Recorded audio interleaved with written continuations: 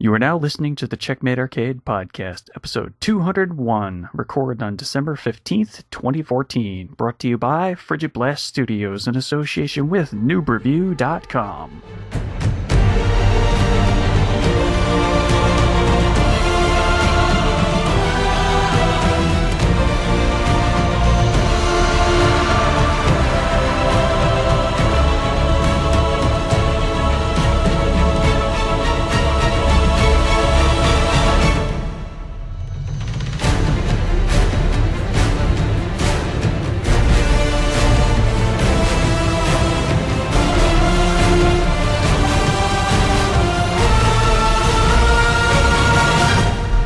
Hello and welcome to the Checkmate Arcade Podcast, your home for quarter munching fun. And I'm about to boost slam right into your back. My name is Stephen Boss, the Dark Boss Man. And why? Why is all of my stuff breaking? I'm MSU Hitman Jason Billingsley. I think it's kind of just been that type of year at this point. Games breaking left and right. Oh, Assassin's Creed Unity, Master Chief Collection. Oh, yeah, but this is me personally. I've had quite the trifecta since the last recording of broken stuff. Yeah, I heard about one of those things. So we're traders of the tabletop cause, and we're going to let you know what we've been doing in the world of games since we last recorded our milestone 200th episode. Some things have happened that have caused a bit of delay to the episode, so apologies for that. Mostly on my end, but yeah, work does take precedence. Yeah, and then the first delay, you were sick, and then work started messing stuff up for me, and may potentially mess up part of this episode as well. So, because we've got a lot of news, we've got 2 months of NPDs, so they're either going to be at the end of this episode, or they're going to be a whole episode onto themselves. We don't know yet. We'll figure it out as we go along. Yeah, it sort of just depends on exactly what goes on over the next couple days. Yeah, so let me... So first off, the first thing... The Dragon Age Collector's Edition, the Inquisitor's Edition, the case that had to order from GameStop.com. Couldn't even do an in-store pre-order for this. Had to be pre-ordered on the website. Comes to me literally broken in half. It does not close because it's broken in half. Well, no one expects the Inquisition to be broken. No. That's gonna be a surprise every time. Well, not only that, but half of the little trinkets in there arrived broken.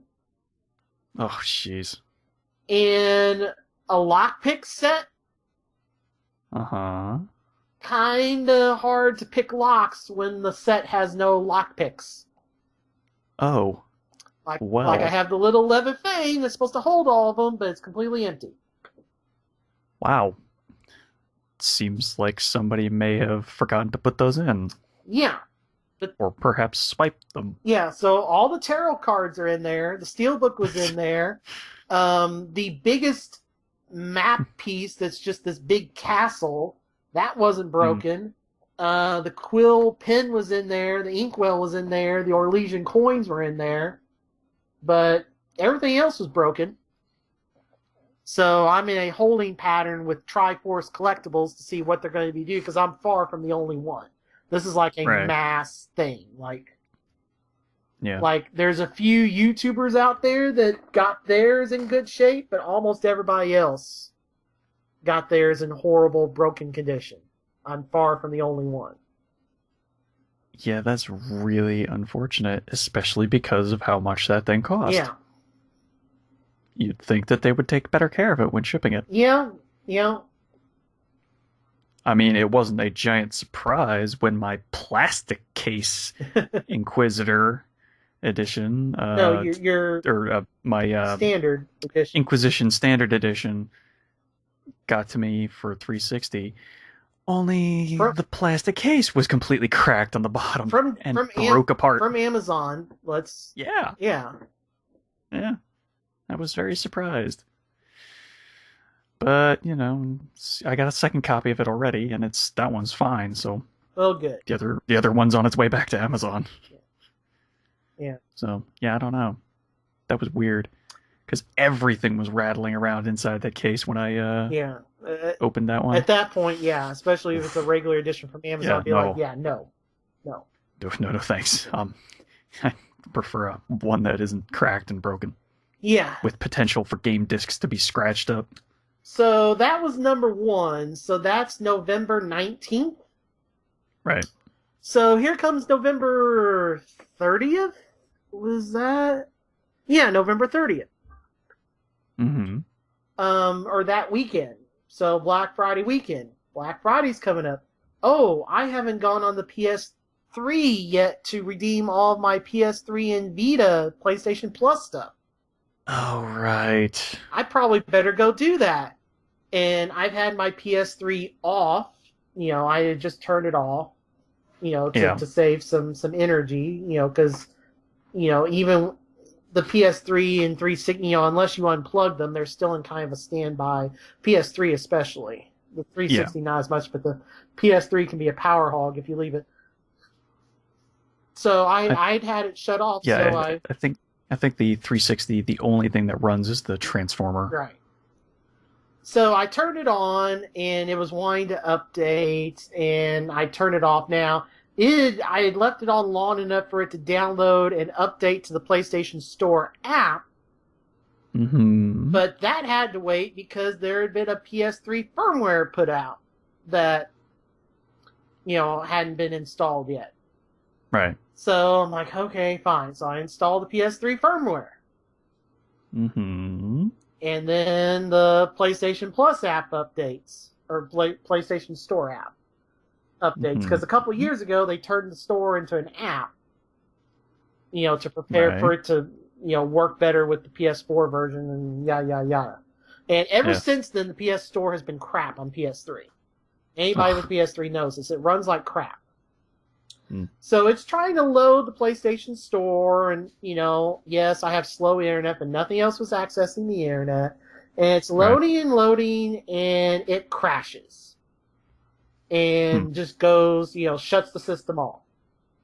Not the first time this has happened. So I'm like, no.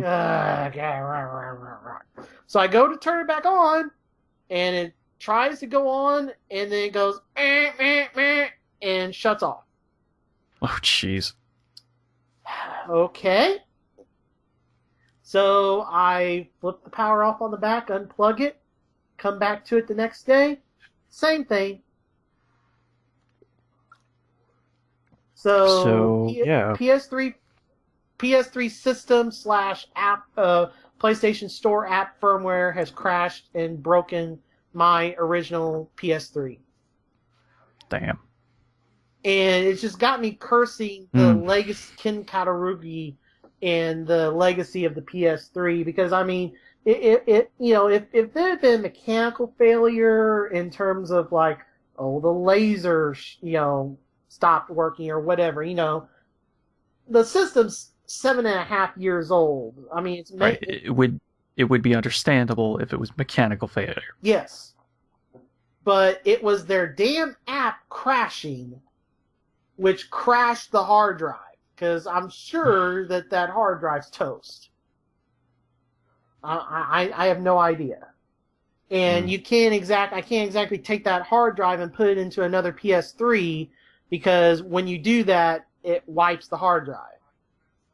Yeah. So, yeah, I mean, my game save should be in the cloud. Keyword there. Yeah, for PS3. Well, they all auto-update, and I hadn't played anything in PS3 in a while. The problem is the PS2. I think I tried to put all my PS2 saves either in the cloud or on my computer here, just in case something like this happened. I'm not for sure, though. Because, Jason's not going to hold on to 8 PS2 memory cards, because I've got this PS3. That's my PS2, so I put all my PS2 saves on it. Yeah. I think I tried to back it up either on the PC or on my or in the cloud. I'm not 100% for sure. So the PS3 game saves I'm not worried about. They're in the cloud. I mean, Right, yeah. it's the PS2 stuff. Yeah, that would be bad to lose all that. Yeah, Final Fantasy X, all the Yeah. RPGs, Shadow. Yeah. Yeah, Shadow Hearts that I was like 3/4 of the way through. Dot Hack. I completed the first game but never started the others. Yeah. Yeah, all those RPGs, all the like Resident Evil and Metal Gear, and yeah. So I don't know. So yeah, my PS3 is just kind of sitting in the corner of the entertainment stand dead, and I haven't really messed with it too much. I mean, I would try calling customer service on that. See what they say. yeah, and I mean, I'm not gonna send it to Sony because they'll want to replace it with a K system, because I mean they don't have the parts to fix. They might. No, they don't. They haven't for a couple years, and it wouldn't be under warranty anyway. And they'll for me to send it in, I could get another PS3 almost probably. They'll want $150 and they'll send me a K. Yeah, that. Yeah, no, not exactly a good deal then. right. Exactly. So, like I said, I mean, if I'd had the yellow light of death, grrr, but I went through how many 360s? So, God, I don't even remember what it's like 3 or 4. I think I'm on 6. Oh, geez, yeah. Because had the original one from launch, crashed and burned in May of 2006. So then got a replacement from Microsoft. That took a month. So that was number 2. And it crashed in a month. And then it took another month to get a replacement. So that's number 3.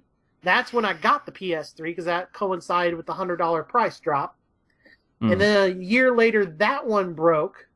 So I get another replacement. So that's number 4. Now those are all under warranty. Right. And then the warranty is getting ready to expire because it is by that third replacement I got actually lasted a while. But it got to September of 2008 and the arcade, that SKU that eventually became the 4 gig, but the arcade dropped to 200. So I bought a new unit, so that's number 5. And then that one lasted me until 2011 when I bought a Slim and a 320 gigabyte hard drive, because that was right when Mass Effect 3 came out. So I am on number 6, and I bought 3 of them. Well, I mean, to be fair, one of them didn't break. Well, 2 of them didn't break. Although, 2? Yeah. Oh. Although that one of mine I traded it into my local GameStop, it came back a month later broken. Oh, jeez. But that one had its death, I think, accelerated because it went to somebody who smoked, and when it came back, cigarette stained, like, yellow all over it. Okay. And you're like, well, Jason, how do you know that was your system? I had lost my normal faceplate because it was the old style 360. So it was traded in with the Street Fighter 4 faceplate that was on it. Oh, so it's kind of noticeable. A little bit, yeah. A little bit. So, yeah. So that one was on its last legs. Jeez. And it was, it was 3 years old. So it was getting ready to be out of warranty. So that was the whole reason why I bought a Slim. Right, yeah. But man, I can't believe I was so lucky to have that arcade model for as long as I did until the disc tray broke, of all things. Yeah. Yeah, I mean, and it's not like, I mean, it's probably in better shape then than it was now. Like when I lived with Maximus, it was a bigger apartment. He's better at cleaning than I am. And it was in a completely open space. It wasn't even enclosed in an entertainment center. It was in completely open air. Right. Like it wasn't even in an entertainment center. It was like in completely open air. It was sitting on top of his TV, like it was like on top of his TV, on top of like the cable box or something. So Okay. yeah, so it was in better shape. It was in a better environment then than now. Yeah. So, but anyway, so my PS3's broke. Thankfully, So number 2. That was number 2. So thankfully, you can redeem all the PlayStation 3 and Vita stuff on the online store, which is why I had to resort to doing, so that I don't lose out on my free games. Okay. So number 3 just happened Sunday. I was at work and I was going out to my car, and I had, I was listening to my, to my phone as my MP3 player, my podcast player, because the Zune has died, and I already tried to fix it once, and it still died. So, and my Beats by Dre that I got for $70. So it was in my pocket, and the head jack decided, I don't want to stay in this iPhone anymore, so I'm just going to come out, and the iPhone dropped onto an uneven brick sidewalk. Ouch. And even though it didn't go screen first, but because it was an uneven brick sidewalk, it shattered. Damn. Still usable, but it's your stereotypical broken screen iPhone. So did the screen underneath shatter? Is that what happened, or is it? No, it's the top screen. Like I can still use it. I mean, just gotta be careful I don't cut myself. But yeah, you might want to replace that then. Well, yeah. If it's bad enough that you could cut yourself, you might want to replace it. It's not right now, but I mean it's pretty shattered. Like there's a big chunk at the top missing, but not on the actual touchscreen. But yes, it needs to be replaced. But yeah, I just can't do it right now. Yeah, I know. It's just it's just the third thing. It's just like, what is going on right now? I don't know. It's just like I said, it's been one of those years where things have just decided, I'm gonna break now. Yeah, and to be fair, I need to say, could be a lot worse. I mean, it's nothing physically, I didn't have anything stolen or anything like that. It's just it's just annoying crap. Well, yeah, I mean, of course it could be worse. Yeah, I just want to be fair because, I mean, a good friend of our show was robbed from, and his dog was attacked in the robbery. And, I mean, I may be, No, I hadn't heard about this. Yeah. Oh, I didn't mention it in episode 200? I don't think so. Okay, well, I don't want to get into too many details. I don't think but so. One of our 2 biggest fans, he I won't say who or anything, but I mean, he knows, he knows, and I've tried to help him somewhat, and my advice did lead the cops to find some of his stuff. Oh, good. I mean, he doesn't have it back yet because it's evidence and it's an ongoing case, and they're still trying to catch the person, but some of his stuff did end up at a GameStop. Of course. I had that feeling, and I proved to be right somewhat. Yeah. So I mean, he had his house robbed right after this has been like a month ago or so. I think it was before 200 recorded. So he's been, and his dog was attacked and stabbed in the ear, during all that. So I mean, I should be thankful, that, I mean, didn't go through anything like that. Haven't had any, we talked about, the guy who was a couple classes ahead of me that was brother to, my classmate back from Goreville who died. Well, that we didn't talk about on air. Okay, we didn't talk about that on air, but there's a hell of a lot worse things that could happen, but it's just Yeah. But so I need to maintain some perspective, but it's just been. Was the dog okay though? I think so. Yeah. Last I heard, yeah. I mean, Okay. yeah. I mean, it was, yeah, yeah. It was fine, but I mean, they had to go to the vet and everything, but nothing life threatening or anything that I'm aware of. But yeah, I mean, it's just, it's just been, I've had some, people I know have had a lot of crappier stuff happen to me, so I need to maintain some perspective. Yeah. But yeah, it's just been crappy because, I know people have had really bad stuff happen to them, and then I've had really annoying stuff happen to me in the last couple of weeks. So it's just like, ugh. Yeah, it's, yeah. Yeah. All right. Yeah, when it piles up, it's not fun. Yeah. Yeah, it's not. So, all right, let's get to a brighter tone. All right, well, let's talk about all the games that we've been playing in the past couple of weeks on Are Now Playing. So, when you haven't had things breaking on you, what have you been playing? Yeah. All right, so I'm going to try to do this in time order. It makes the most sense for me. Right after we recorded 200, I rented The Evil Within on PS4. You really don't have to put so much emphasis on it. Well, you really, really don't. There's a difference between that and Family Video, so. I know, but you don't have to put the emphasis on it as much. Okay, I just like to make it because I think it's funny. I'm trying to. All right. Trying to bring some humor, and people that know probably know, so it's just kind of a wink, wink. All right. Anyway, so Evil Within on PS4.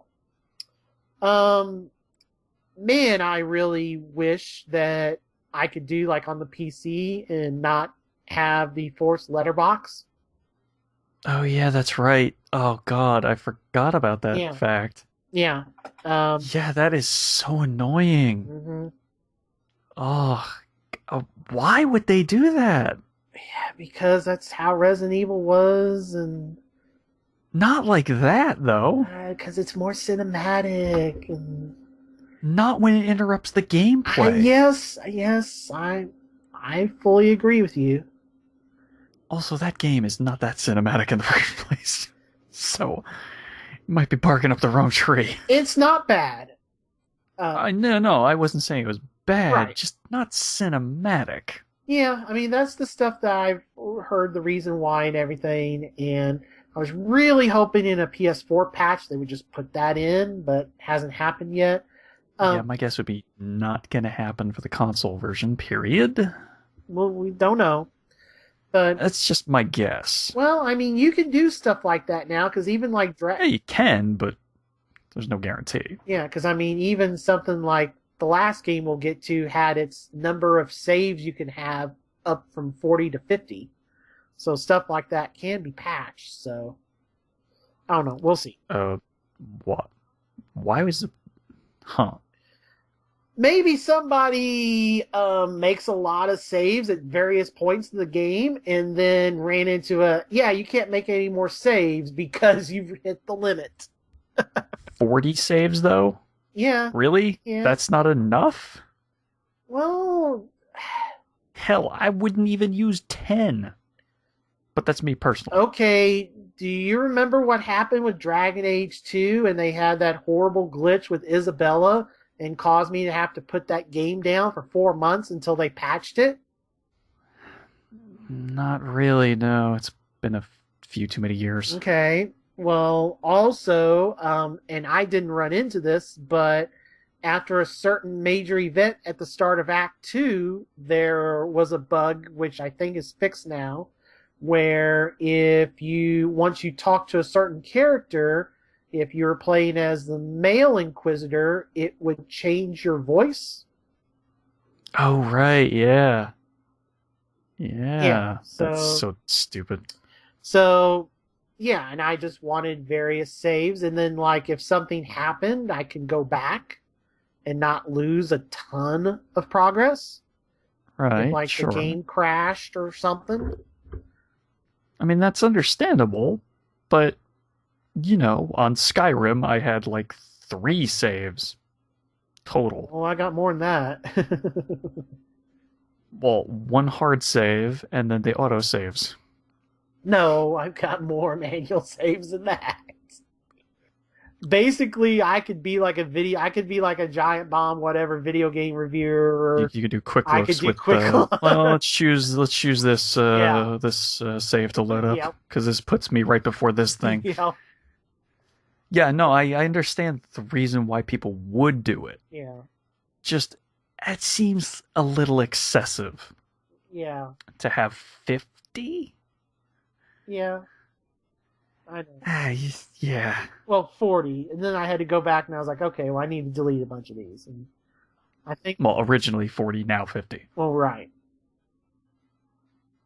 But anyway, so Weird. yeah. Anyway, yeah. All right, Evil Within. If you like Resident Evil 4, I think you'll like this game. I mean, there's some quirky stuff with it. I struggled mightily in the first chapter, which is the half of it you've seen quite a bit, where you have to avoid the big guy. It's the village scene, right? Or that's the one where you're in the actual hospital, right? Yeah. Okay. There's a second half to that, though, that most people don't see until they play the game, and that's what introduces you to the stealth mechanics. And yeah, I would have really liked to have more of the screen showing, because that made it hard to figure out where the guy was. Yeah. So I ended up turning it down to casual. And I finally got through it after that. I don't know if it was really turning it down to casual, or if it was, just that I had done that part 15 times and I finally got it right. Yeah, sometimes it's just the repetition. Yeah. So anyway, so I got through that and I played it a little bit more. So I'm through 4. I'm in chapter 4 of that game. So I think it's fine. I mean, other stuff came out.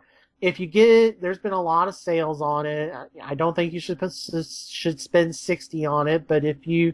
I think if you're going to get it, get the PC version so you could actually create a screen that's usable. Yeah, I would highly recommend that if your PC can handle it. But yeah. Otherwise, maybe avoid the game. Or wait a little longer. And maybe see if they fix it, yeah. Yeah, so...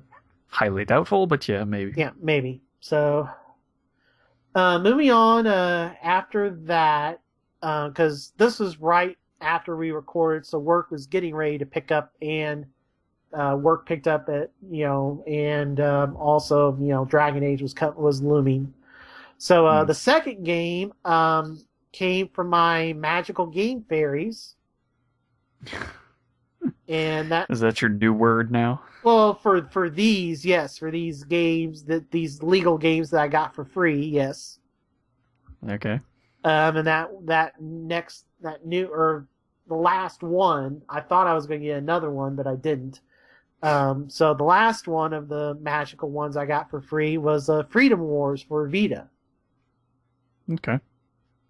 And I'm glad I got it for free because it violates my standard of no English voice acting. Oh, God. Only English, subtitles. Give it a chance, at least. I mean, the game's fine. I mean, it's a Monster Hunter style game, except with guns and this thorn blade thing that... And there's different ones. There's ones that heal, and then there's ones where it's like a whip and you're trying to drag the big creatures down with, and I think there's another one that's more for just slashing and stuff. That's more like a sword, but I mean, it's okay. I mean, the game's really long, but it's okay. I mean, it's probably the last non-PC port AAA title the Vita's going to get outside of, you did have that Tales of Hearts come out, other than some random JRPG that's going to be, that's pretty much the beta now is going to be JRPGs, FIFA, baseball, and, PC ports. They're also on PS4 and or PS3. Yeah. Well, it's really good for playing indie games on the go, that's for sure. Yeah. Oh, yeah, absolutely. Yeah, I mean, there's just not going to be that many more carts, I think, for it. Yeah. Which makes it all the more annoying that Sony's memory is extremely expensive. Oh, yeah. Yeah. Far too expensive to be buying full price. Yeah, so, I mean, Freedom Wars is pretty good if you just have to know what you're getting into. Like I said, this is a Monster Hunter style game set in dystopian future, so it's more, guns and stuff than it is swords and magic. And it's just, you have to be very careful. I mean, the game is, you have, with this being dystopian future and everything, you have to earn the right to talk to females. You have to earn the right to be able to lay down in your cell. You have to earn the right to... Well, rewind a sec. Why are you in a cell? Okay, so the basic story of Freedom Wars is every single person who is not authorized to be born or does crimes that could be as minor as getting amnesia gets a prison sentence of up to 1 million years, and you have to do missions and stuff and for the greater good to reduce your sentence so that you can become a citizen again. So basically, unless you're a scientist, you are basically, something will happen that will put you in prison, and then you have to try to earn your way out by, rescuing other citizens from other... the cities that are left in the world are called panopticons. And there are only like 30 left in the world, and they're all competing for the same minute resources that are left. So they'll try to steal each other's scientists, so you'll have to go and rescue them, and other various things. And like the gear you find and the accessories and the items, you can keep them for yourself if they're a level that you're authorized to keep, or you can donate them to reduce your sentence.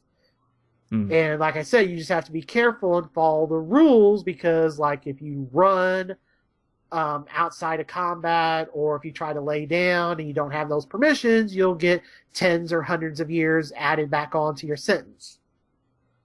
Yeah, and from what I've heard, though, you can actually cut that real quick, though.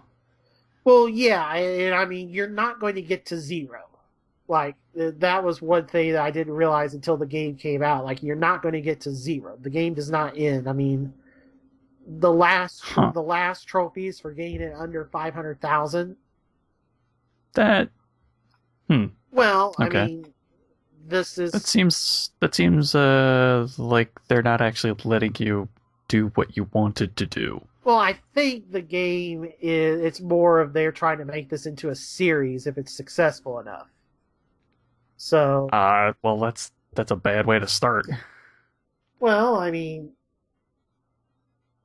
Freedom Wars 2, it could be, that could be the end of the rainbow is, getting your sentence completely done. Yeah, maybe. So, I don't know, but you just have to know what you're getting into. Yeah. So, I mean, it's an okay game, but I'm glad that I got it from the Game Fairies, because I would not have gotten it otherwise because of the no English stance that I have, so... Right, yeah. But it's alright, I just haven't had time to play it, and then I've got another portable game I'd rather put a little more time into, which I'll get to in a second. Next thing was I was at my computer one night, and randomly, Maximilian, who I've talked about before, he does a lot of fighting game stuff, but he also has a second YouTube channel where he does Let's Plays of random games. He used to be a big Call of Duty guy, but not anymore. And he said, hey, I'm going to be streaming Split Second. Who's got it? Let's go. Let's play online. So Okay. I got to play in online, and I will post some links to the edited Twitch streams that he put on YouTube of me in a group with Maximilian playing Split Second on 360 online. Okay. In a private lobby. All right then. Yeah, so that was a lot of fun because Split Second is fun, especially when you're playing with other people that don't, have all the cars unlocked and everything. I only did well in like a couple of races. I was kind of in the middle back of the pack, but we did the mode, I forget what it's called, where you just keep looping around one of the courses, and these trucks are tossing barrels at you that either slow you down or wreck you, and you get points for successfully dodging the barrels and getting past the trucks. And it just keeps looping, and whoever has it's a chain, it builds up. Each truck you pass without wrecking adds to the chain, and whoever has the most points at the end, it's a points-based thing. So time-based? Yeah, there's like a set time, and then whoever has the highest score at the end wins. Okay. So I got second in one of those. Nice. Yeah. So had some fun with that. Mm-hmm. And then I rented another driving game because it was available, and I kind of wanted to see what it was about because I don't have an Xbox One, so I rented Forza Horizon 2 for the 360. Okay. And I would say if you had a 360, just stick with Forza Horizon 1. Okay. Yeah. Why? Well, I mean, it's not that it's bad, but basically, I mean, you're getting a lesser version of the game because you get no weather effects and you get no DLC. That actually sounds familiar. No weather effects in a racing game? I think there was another racing game that we might talk about in the news. Yeah. But this has the same problem. But this was said, I mean, they said up front. Right, yeah. Yeah, they said up front, so no weather effects, no DLC. I mean, the game is not bad. I mean, it's a fine game. I like the setup of the first one a little better. That it was the rally race in the U.S. or something? Well, it was it's still the Horizon Festival. This one is in that was in Europe. This one's in sort of Europe. The first one was Colorado. This one is in Europe. Yeah. But it's just kind of weird because you get off the ship and then it's like, hey, you need to get to the festival. Come on. So you race to the festival, and then it's like, hey, we're going to do road trip. So need you, to go here. And then it's like, hey, you need to do these 4 races and place in the top 3 to go on the next road trip. And then you do that. And so you do these road trips, and that gets you like the amateur championship. And then you have to try to do more stuff to get the second championship. And then you have to do more stuff to get the full championship. And man, that sounds boring. Yeah, and I don't like the music as much either. Like, all of the music in Horizon 1 was awesome. In Horizon 2, there was only one of the stations I could stand. The other 2 I didn't like. In Horizon 2. So it's not a bad game, but why pay $50 for Horizon 2 when you can buy Horizon 1 for $30 and, in my opinion, have a better story and better music? And roughly the same gameplay, if not maybe a little better. I mean, there's some tweaks and stuff they've done to the second one, of course, but I think if you're sitting there, and if you are a veteran of Horizon, I would just say just wait for an Xbox One to get Horizon 2. Yeah. Because that one's going to have the weather effects and the nighttime, daytime shifts, and you're going to get extra cars and and then the loyalty reward system that they had started for the Forza games, none of that takes place in Horizon 2. So literally, it's like, oh, I got absolutely nothing for as much 3 and Horizon 1 I've played. Like, what would you normally get?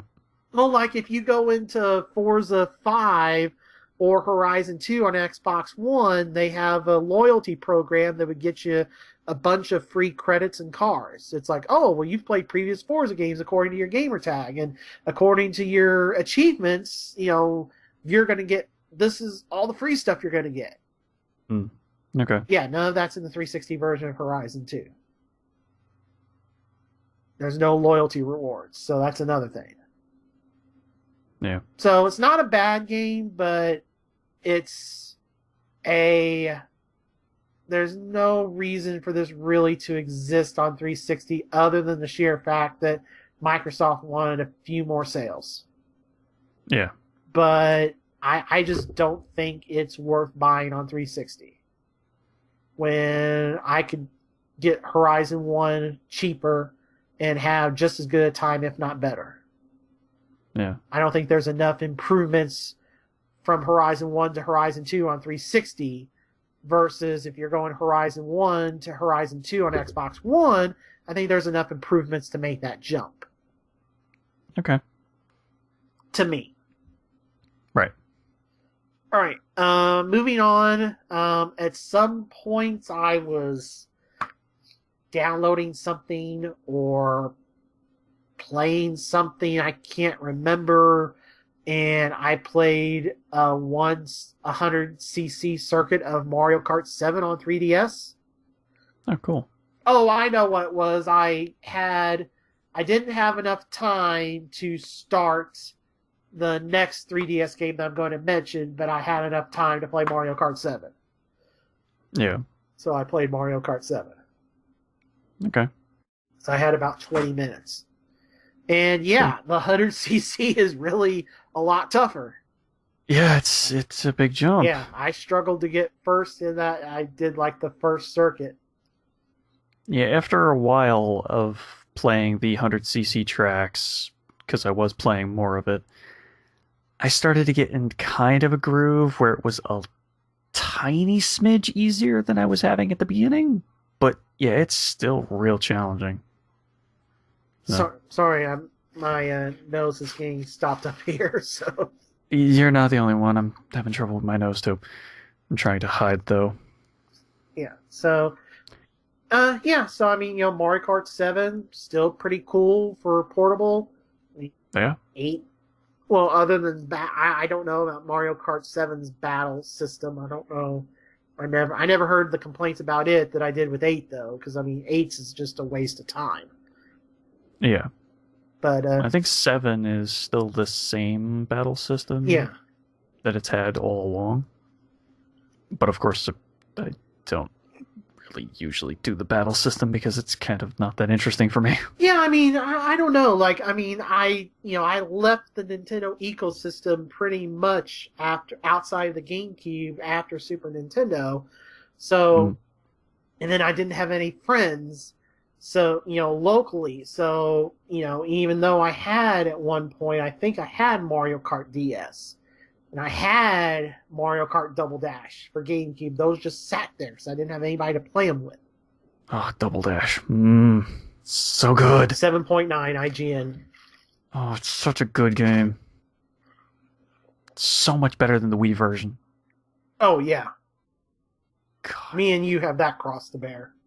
God, I hate that Wii version so much. It's only sold 40 million copies. I know. Oh, it sucks. Yep. Oh, God. I actually know people who still use the motion controls to play that version of the game. I know. I don't understand it. Yeah, alright. Alright, so my last 3... Do you have anything else to add to Mario Kart? It's still fun. Okay, because you played it as well, so... Yeah, I think I'm a little over halfway through the 100cc tracks. I think so. Okay. So, it's got a little bit more to go. I was I probably would have finished the 100cc tracks if it wasn't for another game that I've been playing on 3DS. All right. Well, that other game is my crack. All right. Well, the last game that I played on 3DS, and what is now holding my 3DS because I bought the collector's edition of it, of course, was Persona Q. Yeah, that is a weird game. Well, I mean, I'm assuming you watched the Giant Bomb Quick Look, knowing you. Yes, I did. Okay, that's roughly where I am. Okay, yeah. From the end of that quick look, because I've come out, I've gone into the first dungeon the first time, met the new characters, and then I went in a second time and got to the second floor. So I didn't watch the very end. Did they get to the second floor, or did they quit before that? I don't think they did. I think they just entered the main dungeon after learning about the shops. Well, yeah. I mean, they went into the dungeon once, discovered the two new characters, came back out, right, and then went and bought like a new sword. Yeah. Okay. So I'm a little further than they are, but within. And then they went back in to see if it had changed at all, and I think that was it. Yeah. Okay. So all right. So. Oh yeah. Because then that was where they started doing the mapping. Yes. God, that is a weird game. Yeah. Man, they really tried to hide that it's an Etrian Odyssey game. Yeah. Well, I kind of knew that going. I mean, it's Persona, but I don't know. I enjoy those Persona characters, but I don't know if I want to play an Etrian Odyssey game. I don't know. I mean, I'm going to give it a... Okay, so when they chose the manual mapping of the maps, if you choose the other option, is it auto mapping? Pretty much, yes. Okay, thank you. The only caveat is it does not auto map the... it does not automatically put in like the shortcuts or the treasure chests. You still have to manually mark those. Fair enough. But in terms of like the layout of the dungeon, yes, it will mark automatically every section of the dungeon that you touch, that you walk on. It's just, it does not, like the treasure chest is always in the same spot. There's the shortcuts in the same spot. It does not, there's, the little icons that they probably showed. You have to manually drop those on. Yeah. But you don't have to sit there and draw the actual lines like you were Phantasy Star or Golgo 13 or something. Okay. Well, I mean, that's so a little more helpful. Yeah. So all you have to worry about is, and the enemies, you can tell, like there's that blue sensor or whatever in the lower right hand corner of the top screen. You can sit there forever, and as long as one of those super big enemies doesn't, as long as they don't run into you, you could sit there and manually mark, because it's every step you take, gets you closer to a random battle. It's semi-random. Right. So, yeah. I would highly recommend doing the auto mapping, but just beware that you will still need to mark the treasure chests and the shortcuts manually. Drag and drop those icons. Now, are there treasure chest keys, or No. can you just open them all? No, you can just open them all. Okay, then why would it be necessary to mark the treasure chests? Because they're in the same spot every time. So I think once you leave, so they refill. They refill. Oh. Okay. I think and that seemed to be because there's not only are there treasure chests. I mean, there's the shortcuts. There was also one thing before I went to the second floor. There was a hole, or a hat or something. There was like a magic hat. And, like I dropped the medicine into it and got 2 back. And then Teddy's like, oh, let's do that again. Because Teddy was trying to pretend that he was doing it to impress the new little girl character. So drop the medicine in, 2 come back. All right, great. Do it a 3rd time, and then nothing comes back. Oops. So, yeah. Well, I mean, you still had a net 3, so. Well, no, net 2. Because, you dropped in once, 1, got 2 back, so you're +1. Right. Drop 1, one in, got 2 back, so you're +2. Then dropped 1 in, didn't get it, so you're +1. Okay. Yeah. So it was just to teach you, hey, who knows what happens if you drop a thing in there, so just be careful. Yeah, I wonder if it is just completely random. Yeah, I'm sure there is, something, I don't know. And then, by now somebody knows. I think also now I'll be able to start from the second floor, because I went down the stairs to the second floor, and then I used to go home. So I think now, because it asked you when I entered the second time, it asked what floor. Of course, then only had the first floor as an option, but now I think I'll be able to start from that second floor. Yeah.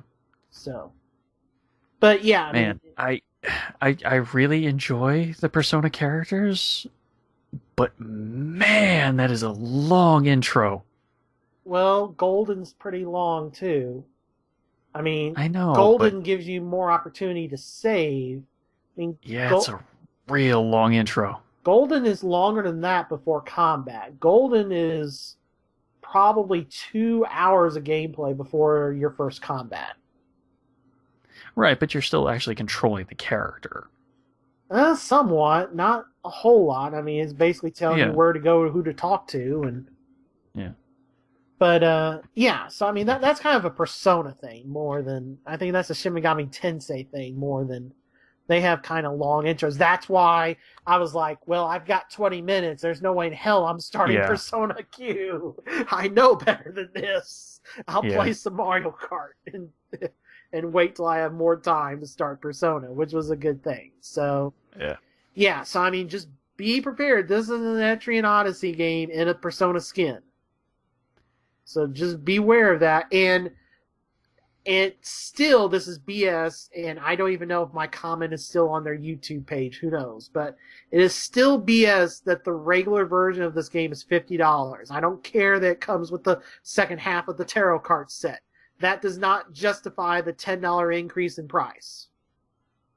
Yeah, no, it definitely doesn't. Now, they got away with that, and I didn't call them out on Shin Megami Tensei 4 because they gave you the soundtrack and a 150-page strategy guide. Came in now it was BS that the digital version was still $50, but the physical version being $50 and you getting that stuff, okay, that's fine, I can accept that. But now when all you get is the tarot cards, that does not deserve a $10 increase in MSRP, unless, and I even said on their YouTube page, unless this is like the old school Genesis Super Nintendo days where it's requiring extra memory chips or whatever. So, because back in the day, Final Fantasy 3/6 and Phantasy Star 4 were $100 games because they needed more memory chips. Yeah. Unless this is a situation like that, then I'm like, this is BS. Yeah, no, it's really odd that it costs that much more. And, if the Etrian Odyssey gameplay doesn't click with me, I'm probably going to sell the game and keep the goodies, because this one got overprinted. The Vita one got underprinted, and I kind of wish now I had gotten the Vita one, even though I didn't have a Vita at the time. Because now that Persona 4 Golden, Solid Gold, whatever, Collector's Edition for Vita, it's like $300 sealed. Damn. Even to get the case for it is probably $100 bill. The case that came with it. So so I was getting this no matter what to get the case, and the case is awesome. But so I need to put more time in with that game, and that's kind of why I'm still very tempted to get that version. Oh, it's because I like that case. I don't know if anybody still has it. To be honest, Steven. Oh, yeah, no, Amazon. Amazon still has it? Okay. Oh, yeah. Okay. No, I've been looking at it. I've just been staring at it like, should I buy it? I don't know. If I was you, I would just keep a check on eBay. Like, check eBay and see if somebody's just selling the case by itself. I don't know if I'd buy that game just for that if I'm on limited funds. Because, I'll sell my copy on Amazon. If I, right. But I don't know. So I've not put enough time into that game, and I turned it on to casual. Like I did the not or easy, whatever. I didn't do safety. I did easy. Because I remember the Etrian Odyssey 4 demo, and I was like, oh my gosh. Yeah, so I don't know. What was the difference? I don't remember they show it on there. I mean, safety was just like the, like you can restart everything from the point you died, and they were like, oh, this is the safety, this is like the baby setting, so I put it on easy. Okay. They had the 5 different settings, so I put it on easy, so. Oh, right. I think it was the just you want to play through it for the story and that's it. Easy was you want a little bit of challenge, but not much. Yeah. And then it goes normal, hard, and I forget what's... I think it's the ridiculous setting, whatever it was. All right, yeah. Yeah, now I remember that. Yeah.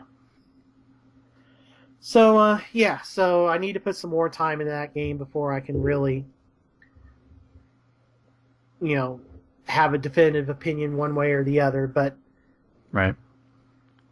It's the only Etrian Odyssey game I'll ever play, let's put it like that, and it required the Persona characters to do that. Yeah, And now I just have to wait for Dancing All Night. So I will buy that. I will buy. Yeah, I will buy the game featuring my waifu. I'm gonna wait and see. It's a Vita. It's a Vita game. Oh right, it's exclusive to Vita. Yeah, it's made by the people that do Hatsune Miku. All right. Yeah. But it's Risei, and I must have it. It might be interesting, to say the least. Yeah. All right. So, moving on to another Nintendo system, and I have a gripe, Nintendo. What's that? So, the most awesome part about the digital platform for Nintendo on the Wii U, and technically it's even got promotion in the name, but considering it was still active over a year after the Wii came out, the black Wii U's, which are the 32 gig ones, one of the values of always getting that over any of the 8 gig bundles that would be cheaper and be bundled with Skylanders or what have you, was the digital deluxe promotion. Mm-hmm. Where every time you spent $50 digitally with Nintendo, and like I said before, that includes, I got a free game code from Nintendo, or I redeemed my Club Nintendo coins for a game code, I still get their full value as credit.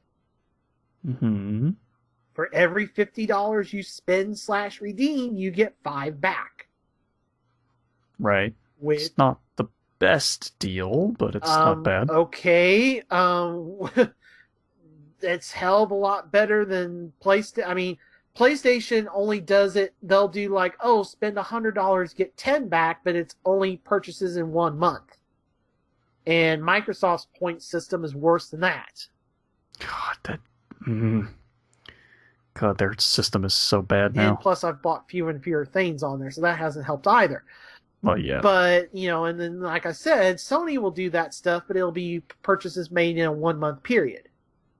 Yeah. And they learned their lesson in 2013 when they set the limits like, it's $10 back for every 50 you spend, and you can spend up to $250 and get 50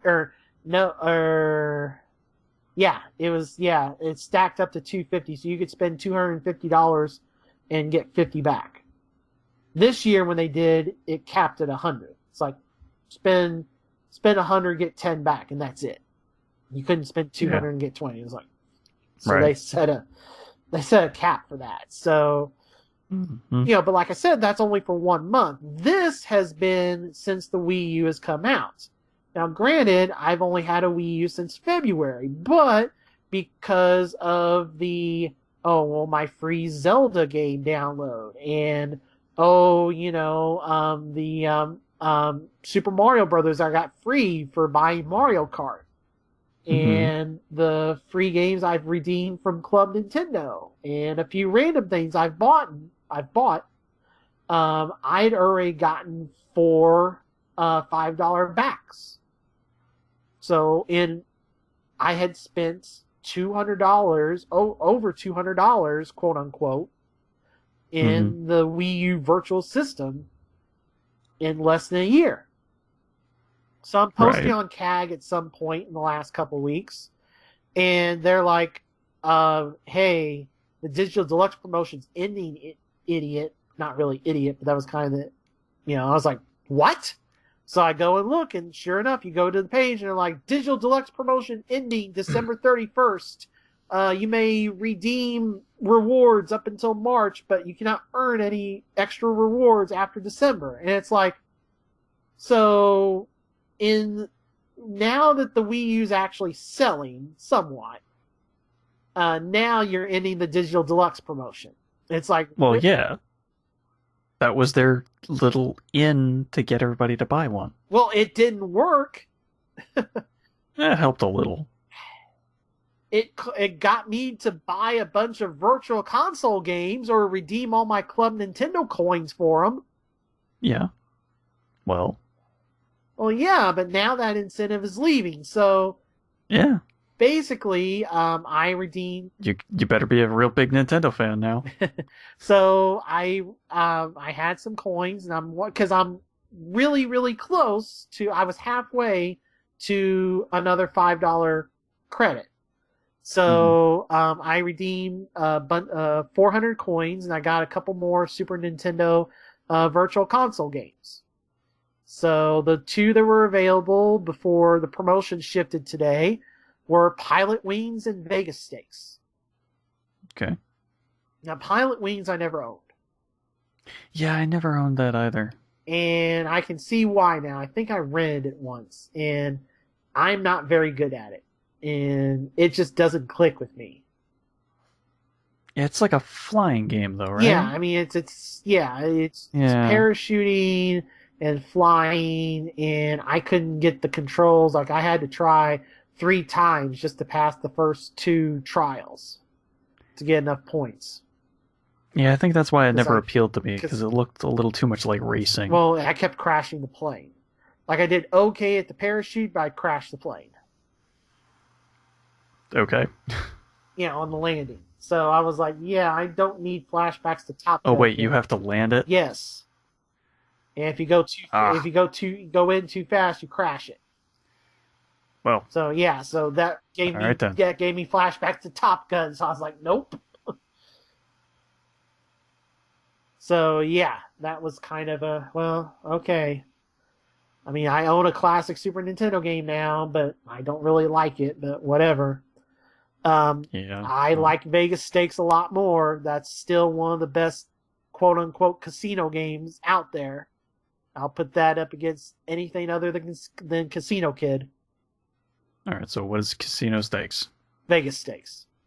Or Vegas Stakes? Vegas Stakes is one of the casino games that was popular back in the Nintendo, Super Nintendo, PS1 days, where the premise is you and your 4 friends go out to you all have $1,000 to your name, and you go out to Vegas, and you want to just have a ball and win money, with eventually the goal of turning that 1,000 into $1,000,000.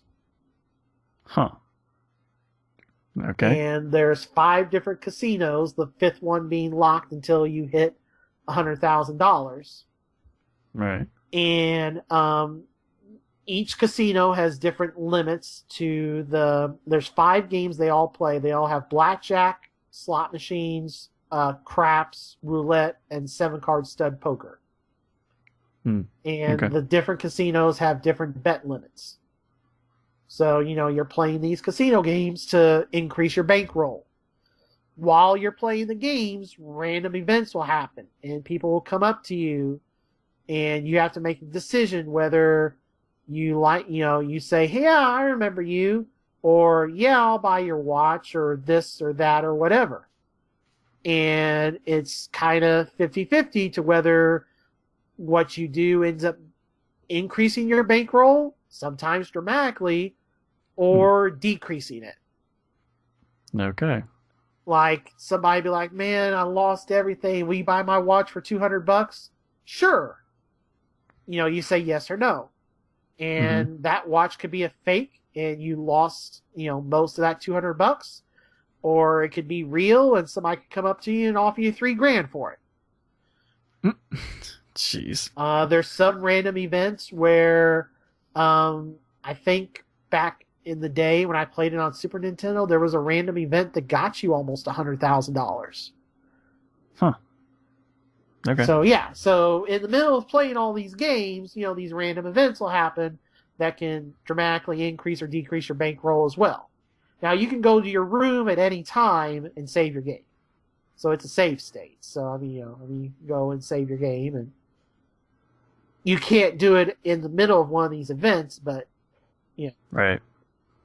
It does encourage you to save often, the way the game's set up. So I beat it back in the day. Like, if you get my Super Nintendo cart, I've beaten the game. But it's a lot of fun, and I enjoy having that game again, access to that game again.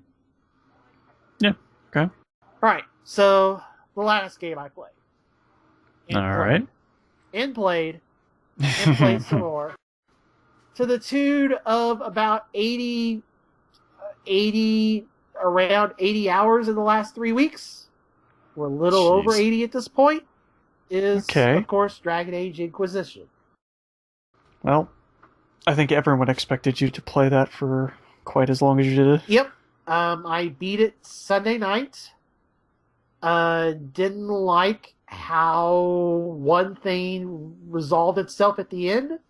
So reloaded my save from the last 2 hours of the game, replayed the last 2 hours of the game, same thing happened, started researching it, and found out, no matter what you do, this one plot point kind of has a mind of its own and how it resolves itself. So it's random? No, it's... So it's going to always end the same way? No. It's... Even though it brings up decision points depending on the questions you asked or didn't ask, even if you choose a certain thing, another thing might happen. Depending on the conversation. And it's a minor thing. It's a semi-minor thing, at least now. It might, be major later on. I'm trying not to spoil things here, but it... Right. It's just kind of depending on which conversation trees you went down, even if you say yes to this person having this happen to them, a different person might have it happen to them instead. And it's a certain thing happens to one of 3 characters. All right. Let's rewind a little bit. Okay. Tell me about the game. This is everything Mass Effect 3 should have been. Oh, really? Yes. Damn. And the thing is with Mass Effect 3, they set it as a trilogy from the start. So, a lot of things had to, they had to tie things up into a bow. And Dragon Age does not have that restriction. Yeah. But everything that they've done, if you have gone through and done everything in the previous 2 Dragon Ages, you are so rewarded for just all of the touches and all the links that they've done. And I don't even appreciate all of them because I haven't read the books. So 2 of the characters in Inquisition are from the books. Okay. So this was my first introduction to them. People that are more like Lady Insanity and others on YouTube know these characters better than I do. Because 2 of these characters were introduced in the books. And then, of course, Cassandra was introduced in 2, but had her, her origin story told in the anime. And wow, I highly recommend anybody who is a little iffy about Cassandra, at least once you hit her friendship quest, that is one of the craziest, like, most insane laughing fits I've ever had in a BioWare game. Like, it Huh. is this thing out of nowhere, and if you have played 2, and it just blows your mind when you find this thing out about Cassandra. And it is easily the best side quest thing in Inquisition by far. Like, it will Okay. just have you drop dead laughing hysterically. All right. Well, tell me about the combat. The combat is, for the most part, a perfect mix of Origins and 2. That could be a problem, though, because I didn't really enjoy the combat that much in 2. It is not as crazy as 2 is. You're not going to be able to hit your normal attack and warp halfway across the screen to attack the nearest enemy. That Well, doesn't happen. mostly I'm referring to the fact that the combat was super mind-numbing. Okay, it's not like that in this one because, first off, the biggest thing with this game is, with the outside exception of one spell I'll get to in a second, there are no healing spells in the game. Yeah, that's kind of odd. So the whole combat is based around, as warriors, you build up guard, which, if you've seen any combat gameplay, if you see the warriors with these little metal bars above their health meter, that is a guard meter. So you either use shield wall or use different taunts to build that up, and that is like a second life bar. So, like, enemies have to get through that before they can attack your health. Interesting. For mages, their ability is barrier. So even if you don't want to be the spirit mage, you want to go to the first part of the spirit tree and get barrier. And you cast barrier, and barrier, it's an area of effect spell, so you can put barrier on more than just the mage, and it absorbs damage as well. The difference is, because of the ease of casting of barrier deteriorates over time. Guard does not, unless you fast travel. Okay. So as the mages have a bunch of abilities, to increase barrier strength, delay, especially if you go down the Knight Enchanter tree, which we'll get into in a second, the specialization. So mages are all about using barrier, and it recharges fairly quickly. Like, you cast barrier, and then it's about 10 to 20 seconds before you can cast it again. So as a mage, you're wanting to stay back. You want, when you get into a combat as a mage, you're going to cast barrier on everybody because everybody's going to be grouped up, and then your warriors are going to go in and taunt and draw all the enemies in. Depending on the third, you might have a rogue that's either Varric as an archer or one of the other two, stealth and go around and do all this type of stuff. And as the mage, you're trying to do damage from afar. And if enemies get up to you, every single tree has some type of ice wall or firewall or electric wall that protects you and damages anybody who goes into it. Okay. And as the rogues, archers have a leap backwards ability, and then your melee rogues have stealth and different things of that nature to avoid taking damage.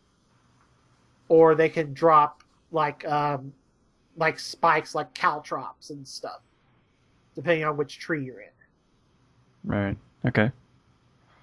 And then on Xbox, it'll be the back button. On PlayStation, it's the touchpad. And at any point, you can push that, and you get the tactical camera from the PC version of Origins. And you can sit there and order, you can use up and down on the D-pad and be like, okay, you do this, you go here, you do that, you do this. And when you can do this for all the AI-controlled people, and so you can set up 8 different abilities can be used at any time. So you can sit there and be like, okay, I want you to use this ability, I want you to use that, and you can set which abilities that you can call. So even if you're not controlling that character, you want to be like, okay, I want to make sure the 8 abilities that I might use if I pause the game and control that character, at least to tell them what to do, I want those abilities to be quick set. So that I can be like, okay, Varric, you do this, Vivian, you do that, Cassandra, you do this, and whatever. Right. There's also a limited amount of what was in Origins in terms of the AI. You can set the AI to follow you or to defend you, and you can tell it to, hey, use health potions when you're down to this much health. They will still use some automatically, so it's not like Origins where you literally had to tell them to take a health potion or they wouldn't. They will still take one, but you can set, take it when you're at this much. Every time I tried to use that in 2, it never seemed to work right. Yeah, but it actually works right in this. You can tell them to, hey, if we're down to 2 health potions, don't take one unless I tell you to, or you can tell them to just keep using until you're out. Because the party has 8 health potions, and then there's an Inquisition perk to increase that to 12. And those are shared. Okay. So once you're out, you're out. You can, at any campsite in the world, or anytime you go back to your home base, that replenishes your potions. Like, if you set up a campsite in one of the open world sections, if you set it up, you automatically rest. Or if you fast travel to there, you automatically rest and replenish your potions and everything. Okay, so it's kind of a little more like Dark Souls, where you just automatically get your Estus flasks back. Yeah, it kind of, okay. Yeah, it's kind of that style thing, yes. But if you're going to a camp that you've already set up, you have to manually click on the tents to rest. If you're walking there. If you fast travel there, you do it automatically. But beware, if your warriors have built up a bunch of guard, it takes away all their guard. Right. So like I said, I think the combat is a perfect mix. The one thing, I played it on normal, and I was able to get through it on normal fine. I only died a couple of times, so I was able to get through it fairly easily. I just avoided the dragons until level 15. Right. Which, don't eat. If you see a dragon, you can run into the hinterlands one by accident. Just disengage, get away. Don't even think about facing one of those dragons until you're level 15. But the combat, the one thing I will say, as someone who's used Varric a lot, even if you set him to follow, he tends to get too close to the action. And on normal, it wasn't a problem until the dragons. And I've stopped taking them around now because of the dragons. But on hard or nightmare, that might become more of an issue. That seems like maybe a bug, because why would he get that close? He's an archer. I know. So that's kind of an AI thing. That's, so that is the one thing, I would say. And you can set up all of the characters, you could set up specific abilities to be like, yes, this is your preferred abilities. I want you to use these abilities over all others when possible. Or you could set it to be normal whenever the AI thinks it wants to use that ability or thinks it would be advantageous, it does. Or, hey, I unlocked this, but I don't want you to ever use it. unless I've mapped it to a button and tell you to. Then it will never use it unless you manually do it. Okay. So, that all seems to work fine. It's not as hard to set up as it was in Origins, and it works better than in 2. But, like I said, Varric gets too close to the combat. Weird. All right. And Vivian, a lot of times, unless I've set it up to where she's better about it, and then I'll get into the Knight Enchanter tree, because the Knight Enchanter tree for a mage basically turns a mage into a semi-tank. It's basically the Arcane Warrior from Origins. So you want the mage to get up close, but she doesn't spam Spirit Blade as much as I want her to. But what happens on the dragons is I just control her. And I let the AI control my female Inquisitor and everybody else, and I just control Vivian. And I just go to town. Okay. Yeah. The Knight Enchanter is broken. So much like the other games, although they're not there at the beginning, once you get into Act 2, your Inquisitor has the ability to unlock the specialization of their choice based on what class they are. And you get a choice of 3 different specializations, and you get to specialize in one, and there's a quest to unlock it. And then everyone in your party also unlocks their ability, to use their specialization, but it's specific. So, like, and there's 3 warriors, 3 mages, 3 rogues, so that way you get a taste of all 9 specializations. Like, Cassandra gets the Templar tree because she's a seeker. Iron Bull gets the Reaver tree because, he's a Quinari warrior. And then Blackwall gets the Champion tree because he's a Grey Warden. Vivian, so on and so on. So the Knight Enchanter tree basically gives you the biggest abilities to increase your barrier. So like all the Knight Enchanter abilities say, first off, it has a Spirit Blade, which is a magically infused melee attack that goes through, that rips through armor, sunders armor, does extra damage to armor. And the rest of that tree says basically every time you do damage to an enemy, it refills your barrier. And that seems pretty good. Yeah. I have videos of every dragon I've killed that I need to put on Facebook and YouTube, which I will do at some point. And each one of those I'm playing as Vivian. And basically the Knight Enchanter tree, and the fact that I played as a woman the first time and I want to make a male now and get with Cassandra, I'm going to try to make a male mage if I do a second playthrough, and the whole goal to be Knight Enchanter, because it's just crazy. And the special ability, so they've added a thing called Focus that you eventually get to do. And everybody in their specialization tree has this Focus ability, which is kind of like their ultimate ability, let's say. It's kind of like an ultra in a fighting game or something to that effect. But you have to build up as they do damage, that ability unlocks, You can't, you have to do enough damage to build up the meter to a certain level. And then you can use it for level 1, or there are perks, Inquisition perks you can do to unlock level 2 and 3. And you can either use level 1 of it or build it up to level 2 or 3 and get a bigger effect. So basically it's kind of combo based?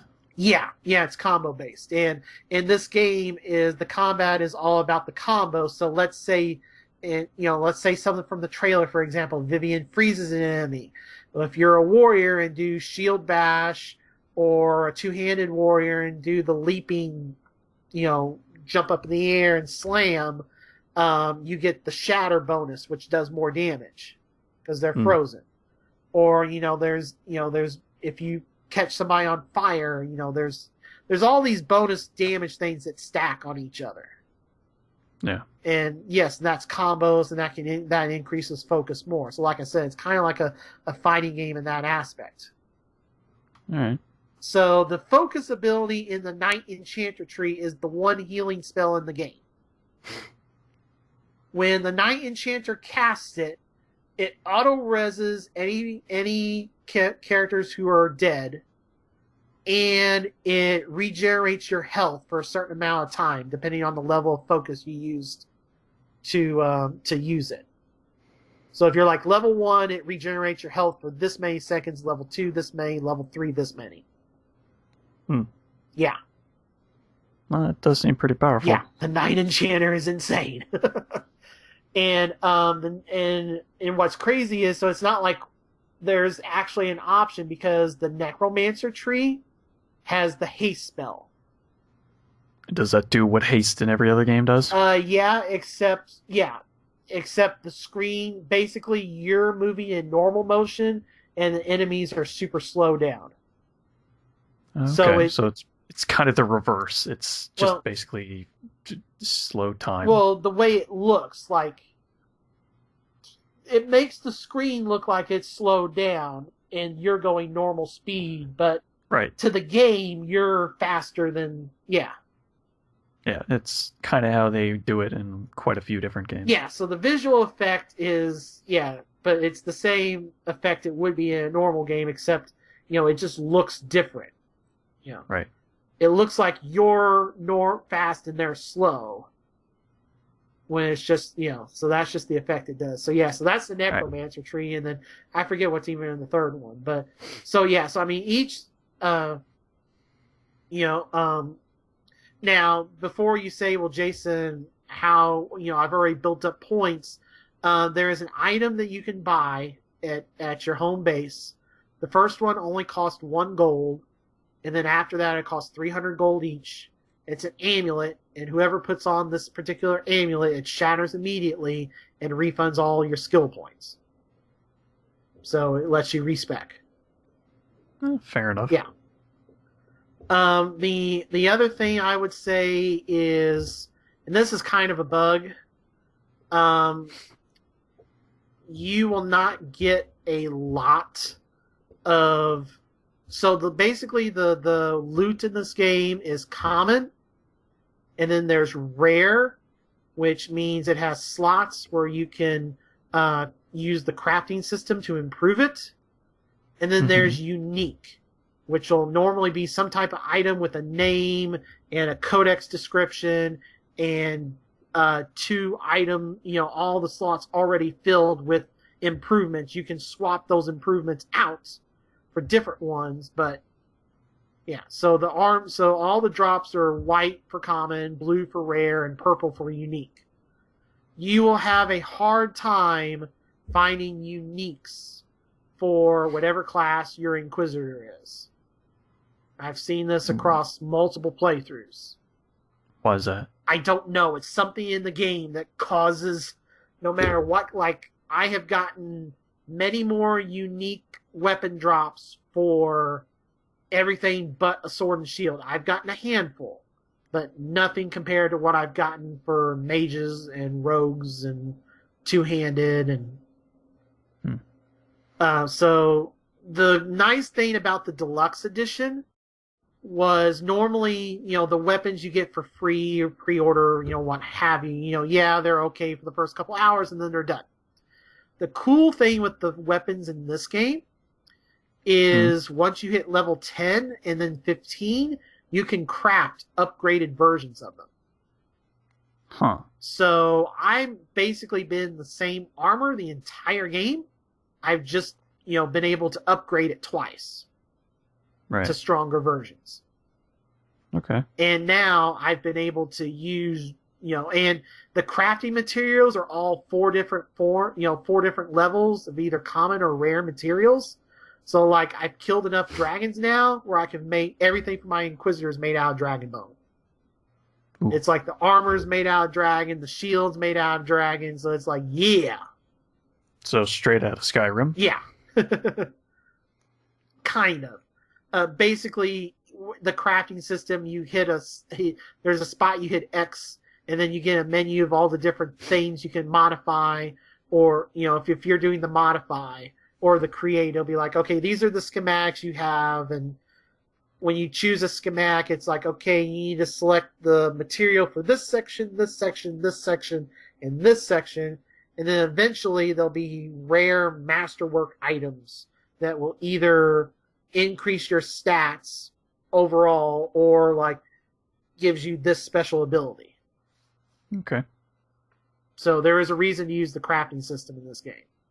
And if you want to use Varric a lot, you have to, because the Bianca starts at a very low level.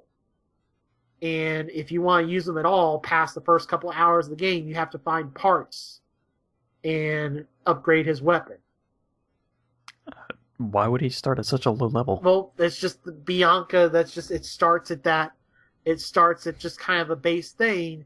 And if you want to ever use Varric outside the first few hours, you have to find the upgrade parts or schematics and modify it to get him to where, like right now, I've got him at 189 DPS, which puts him not as high as the rogues, but almost as high as any of the warriors. Weird. Yeah. All right. So just, if you're a Varric fan out there, just beware that you have to use the crafting system to make Varric playable outside of the first couple hours of the game. So in terms of story, without getting into spoilers, like I said, I mean, so many things carry over. If you've played the other games at all, I beg you, go to DragonAgeKeep.com, spend an hour, log in, make sure all the settings are the way you want. An hour? That's what I spent, because it didn't automatically import all of my stuff properly, so I had to go in there and manually. Or if you don't like something, let's say, oh, I regret making that choice, well, I can just go and change it. So, am I forced to use that No. website, even though I have the save on my 360? If you want the choices you made to be reflected, yes. That seems dumb. Well, it allows people I don't know why. It allows people who have upgraded systems for the choices to carry over. And it's a template for the future, because Dragon Age 4, whatever the hell it's called, you'll be able to import your game state from the same thing. And don't be surprised if they do this for Mass Effect. I'm just saying. That just seems weird. Why would... Because... Even though I have the save, it should just be able to read the save. Because you can't do that. You have people that... You can't bring a 360 save onto an Xbox One, let alone a PS4. I know, but I'm already on 360. I'm going to play the new game on the 360. Well... Why not just let me import from there? Because they're wanting to future-proof, all their future games. This system that they've designed will allow them to eventually, when there's an Xbox 2 and a PS5 or whatever, will allow for the same thing. That would be a weird name for the next Xbox game system. Yeah, I know. You get my drift. Yeah, no, I know what you mean, though. Yeah. Just, that's a weird yes, name to call it. Yeah, so please. Now, maybe you'll have better luck than me, and all your choices will be on there properly, and you won't, you'll look over it and be like, yeah, everything's the way I did it, go. That didn't work for me, so I spent some time in there editing it. You can also, my internet connection was too slow, but you can hit play, and Varric will narrate the story of the first two games, and then every decision point that comes up will be like, well, this is what we think you did, is that right, or do you want to change it? And, God, I don't even remember what I guess maybe if I looked at it, I might remember. I had to the one I couldn't remember for Origins, and I had to load up my Origins save. I couldn't remember who ended up King of the Dwarves. I had to go back through the strategy guide and be like, who did I pick? So yeah, I mean, it is literally everything. And like I said, everybody, if you have played the other two games, including the DLC, especially the Dragon Age 2 DLC, you will be so rewarded as this game's story plays out. Okay. I highly emphasize the Dragon Age 2 DLC. Now, I've heard there's multiplayer in the game. Yes. I have not touched it yet. What the heck is it, though? It's Mass Effect 3's multiplayer, except it's Dragon Age. So it has nothing to do with the story at all. Nothing to do with the story at all. It does not even have the, galactic ready... With Mass Effect 3's multiplayer minus the readiness, whatever. It is literally just them trying to put a mesh Dragon Age, League of Legends / Diablo. It's basically them trying to make a League of Legends light in the Dragon Age universe. Actually, I think it's them trying to say, hey, don't sell the game, please. Yes. Please, please. Just keep it. Yes, it's that too. Yeah. Yeah. So you get like 3 characters to start with, and as you find loot and gold, you'll eventually be able to make the armor and of the other classes. And that once you craft the armor of another class, it unlocks that class. So there's like 10 classes. But you only start with 3. You have to unlock the other 7. Right. And it's just like Mass Effect. You get to level 20. Level 20 is the cap, and then you can prestige them, whatever it's called. And prestige it in this game gives your other characters a bonus, depending on which class prestiged.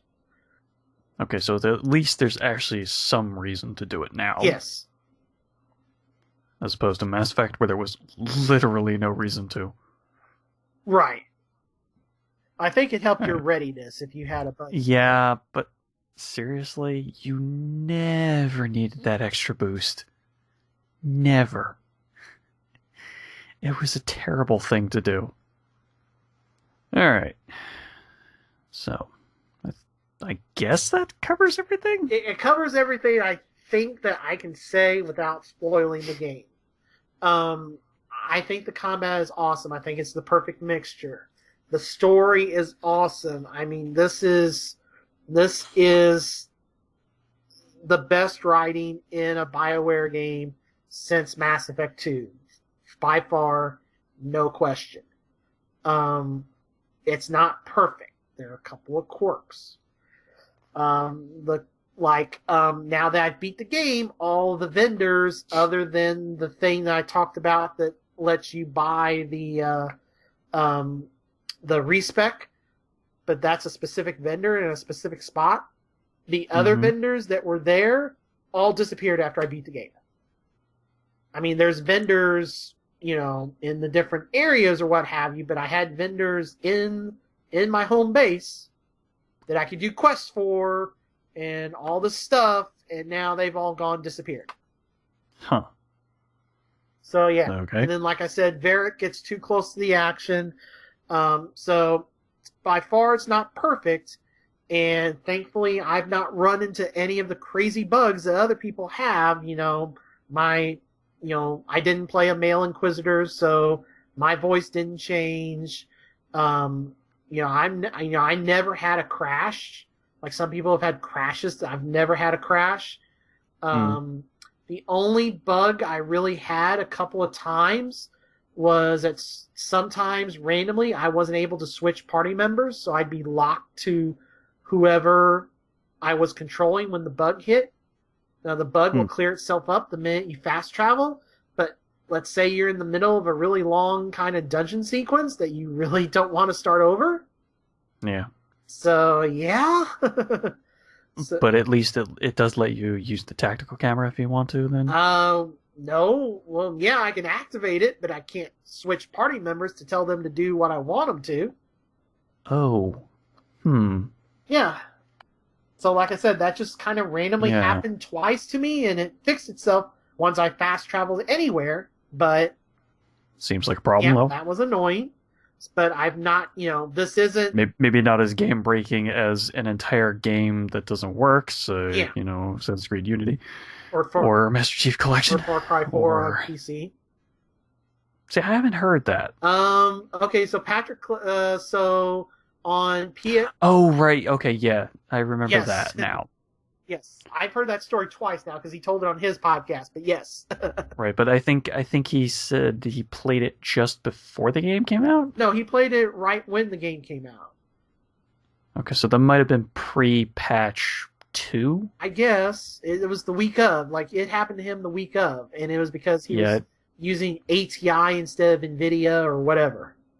Right. Okay. Yeah. Yeah, now I remember exactly what you're talking about. So that's... I think they cleared that up. I think. Yeah, but still, I mean, the PC version had its issues, but I think Dragon Age Inquisition, I mean, I think you're going to be able to telegraph my opinion of this, but it is everything that I wanted Mass Effect 3 to be. It is BioWare's coming back party, and no matter what people say about Bayonetta 2 or Dark Souls 2, which I really like Bayonetta 2. I'm not a Dark Souls person, but I think it fully deserved Game of the Year from the Game Awards, and I'm perfectly fine. And this is BioWare's comeback party, and it's awesome. And let's get the BioWare train back and rolling. And I have talked for way too long. Steven, what else have you been playing? Now, why did you spoil our news section by saying that they won? Oh, sorry. Because you spoiled that little fact. Sorry, okay. Go back, edits, or... That's fine. Sorry.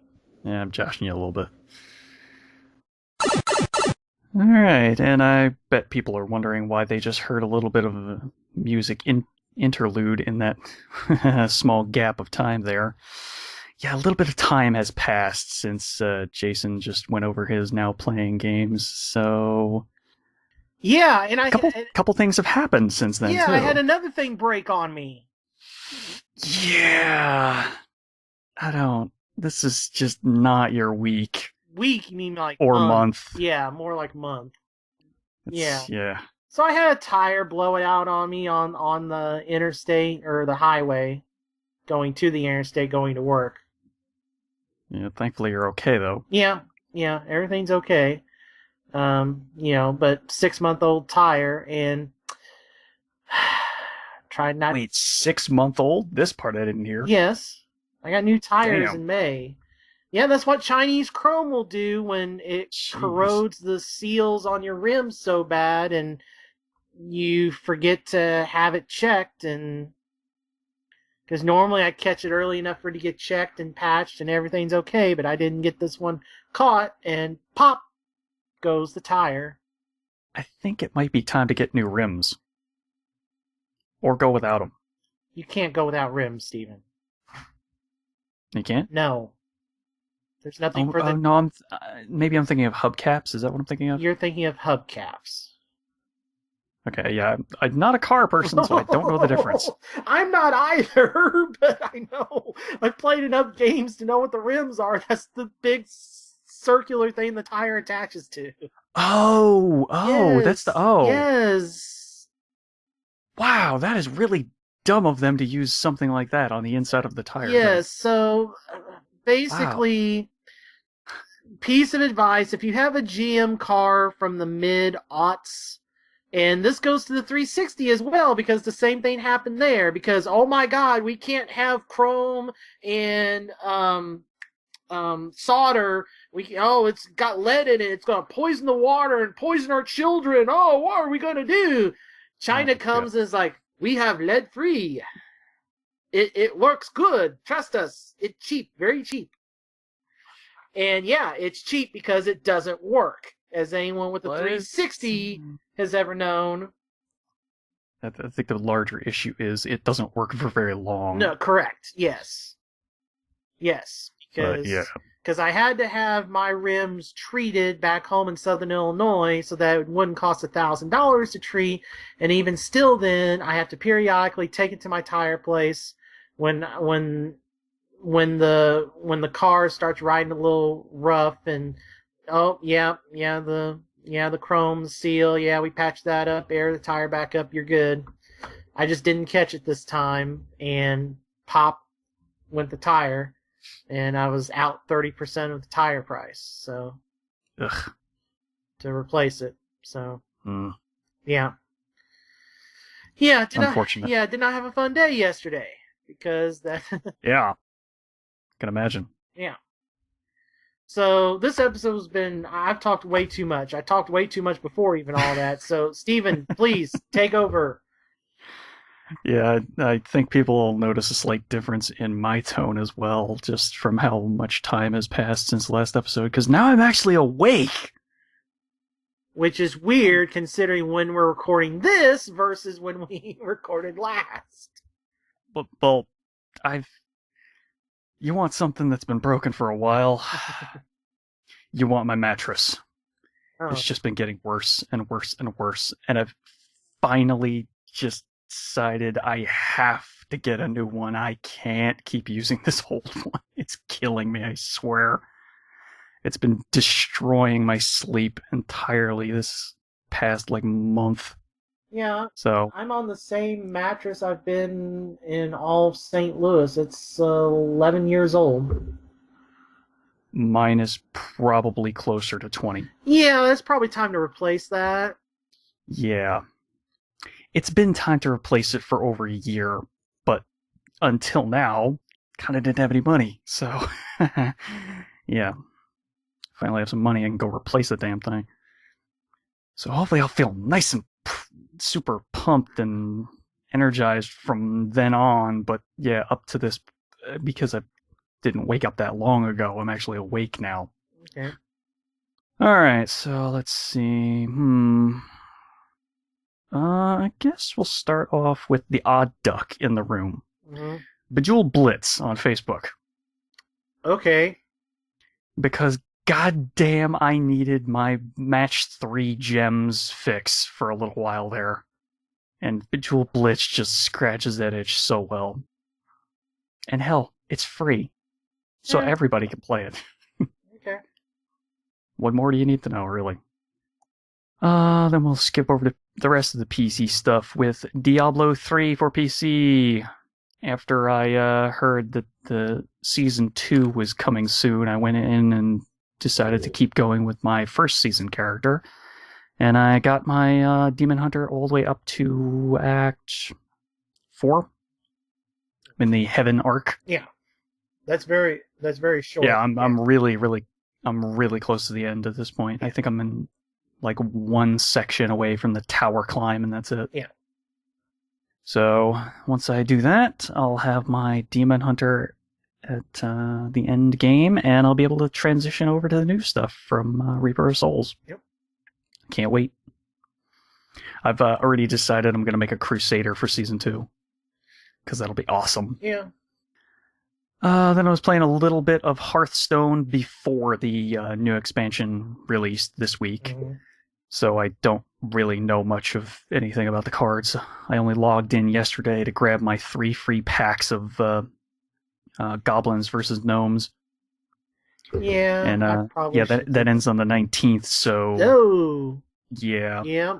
By the time you hear this, you're probably not gonna be able to get those 3 free packs. Well, so I need hopefully to you're logged in. So I need to do that. Yeah, you'll probably get some patches if you haven't launched Blizzard's Battle.net launcher. That's fine. It can do that while I'm at work. Good. Let's see. Then just played a couple games. Ranked myself up to rank 20 with my Druid deck, which I'm actually really liking because I have this super insane gold 9 cost creature that's legendary for him. It's just crazy. I can either put down 2 2/2 Treants with Taunt to protect him, or if I have multiple creatures on my side of the field, I can just boost all my current creatures by +2/+2.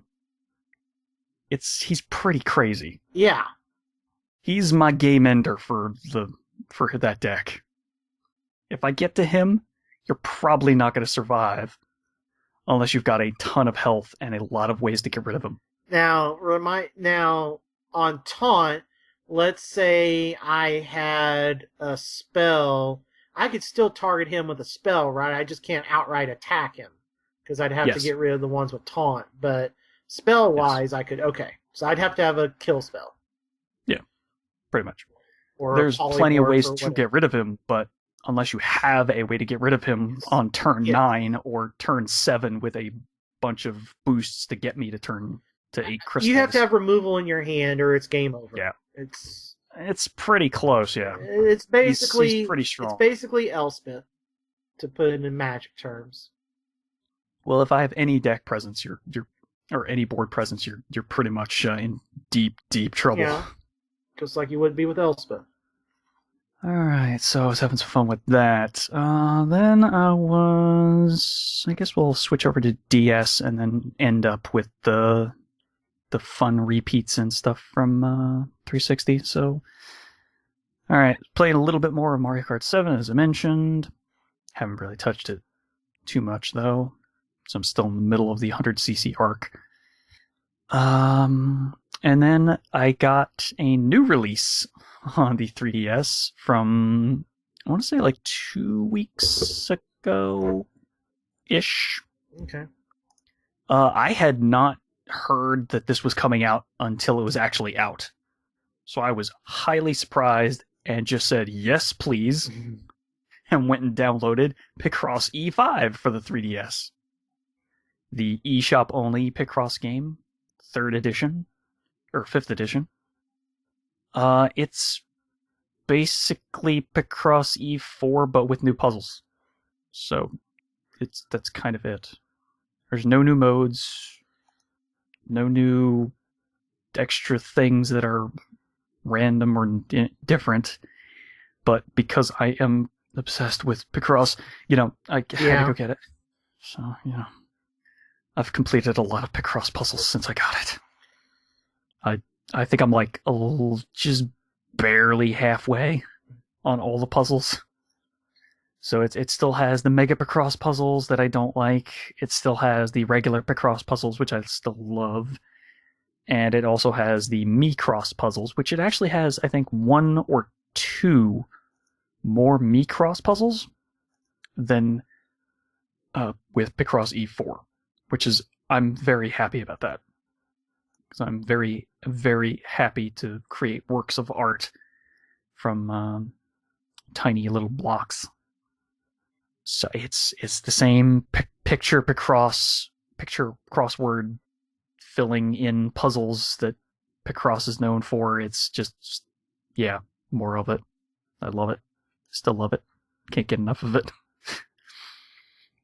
I really wish they would release some of the older Picross games that never really made it over to the US. Because that'd be pretty good. Alright, so that pretty much covers that, because there's really not much to say about it. It's the same game that I've played 4 times, but because it's awesome, I can't get enough of it. Alright, I guess we'll go to Borderlands, the pre-sequel on 360, where I finished the story mode. Yeah, cool. And I'm like level 27, 28. Man, that final boss fight with Wilhelm. I mean, I had 2 people. I had Scott helping me. But, man, it was pretty easy. I mean, maybe just because I was constantly jumping in the air and just hovering around, but I don't know. I just thought it was super easy. I mean, unfortunately, Scott did go down a couple times and actually have to respawn because I couldn't get to him in time, but I didn't go down once. Or I didn't go down and not get a second wind once, which is kind of crazy. Yeah, the only other thing was, man, that game has some bugs. Some game-breaking bugs. What doesn't this year? I don't know. Titanfall?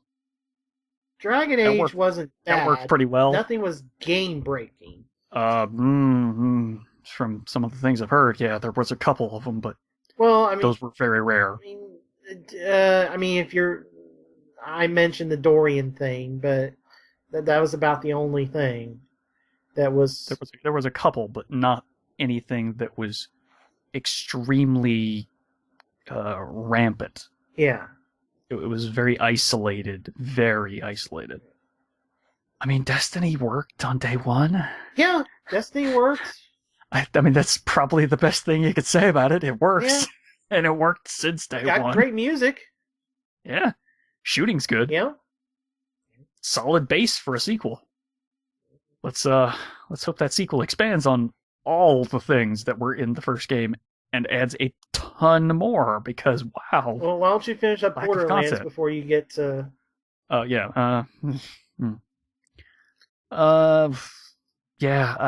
during the last level of the game, right as I was entering the boss fight arena, the boss fight didn't trigger.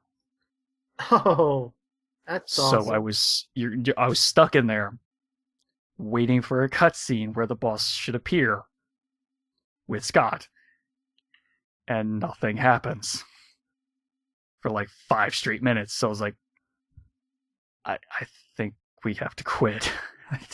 I don't think there's anything else we can do. So thankfully, quitting out, restarting, and running that level one more time, all the way to the boss, fixed that problem. Now, that's not the only time I've had something like that happen. I've had that happen at least on 2 other separate quests. It's ridiculous. Yeah. I'll say this, Borderlands 2 didn't have that problem. Nope. So I'm just saying. But I still enjoyed the fighting all the way up to that point. Just that story I don't know, it just doesn't do much for me. It's not a story that needed to be told, per se. Yeah. But damn, you do find out what's under that Jack mask that he wears. And it's kind of gnarly. So, yeah. You get to see him slowly go insane and highly murderous. So, yeah. Athena is probably the only character who doesn't agree with any of what he's doing, so, you know. Yeah. Makes sense that she's the only one who survives. Spoilers. No, she's in the intro. I know. The intro happens before the end of the game, remember? Oh, yeah. I didn't know that it made it clear that the others were... Oh, no, they're not dead.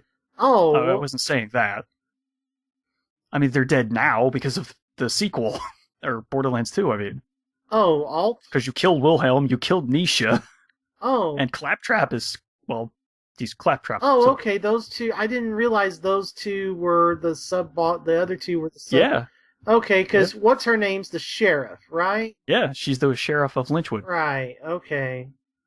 That's right. And if you go to Lynchwood, you eventually fight her on a quest. That's right. I remember now. I gotcha. And Wilhelm's just Wilhelm the Enforcer. He was the one guarding the supposedly guarding the key that was being transported on the train. Okay. That Tiny Tina blows up. Yeah. With the burn all the babies. Yeah. Okay. God damn Tiny Tina, I love you. Okay, I remember now. Sorry. Yeah. I mean, that's why they had Athena telling the whole story of the prequel in a flashback. Yep. Okay, I got it now.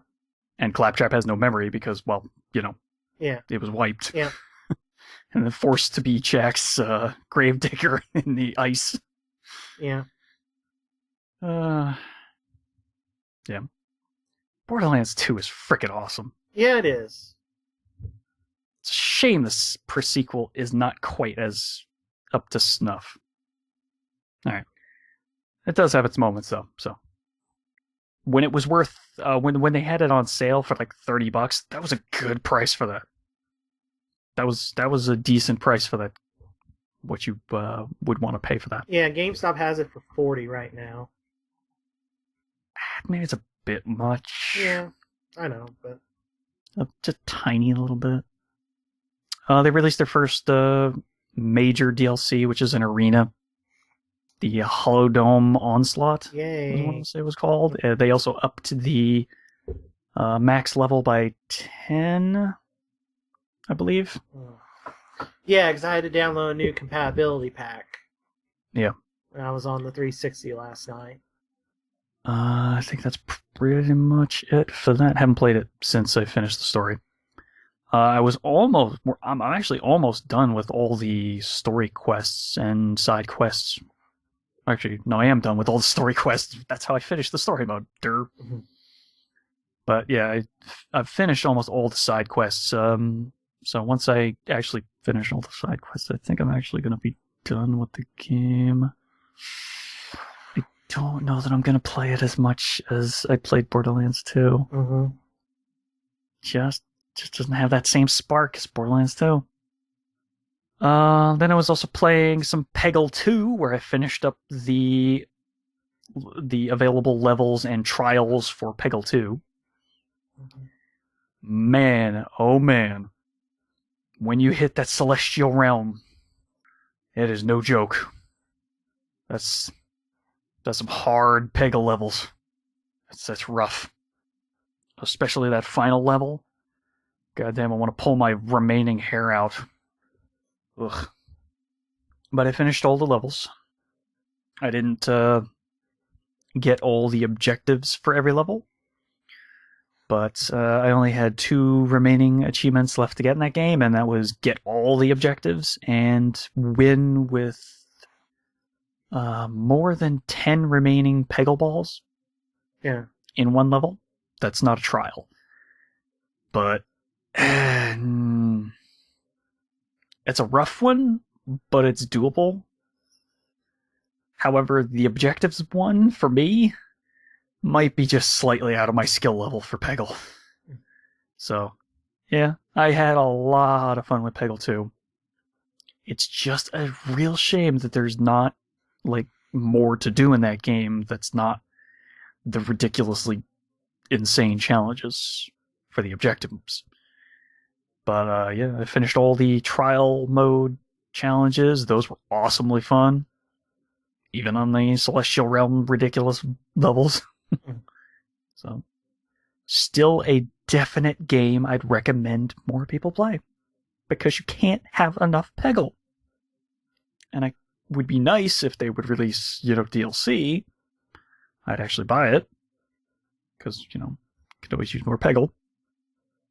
Let's see. I guess we'll do the repeat first, then we'll do the new boy.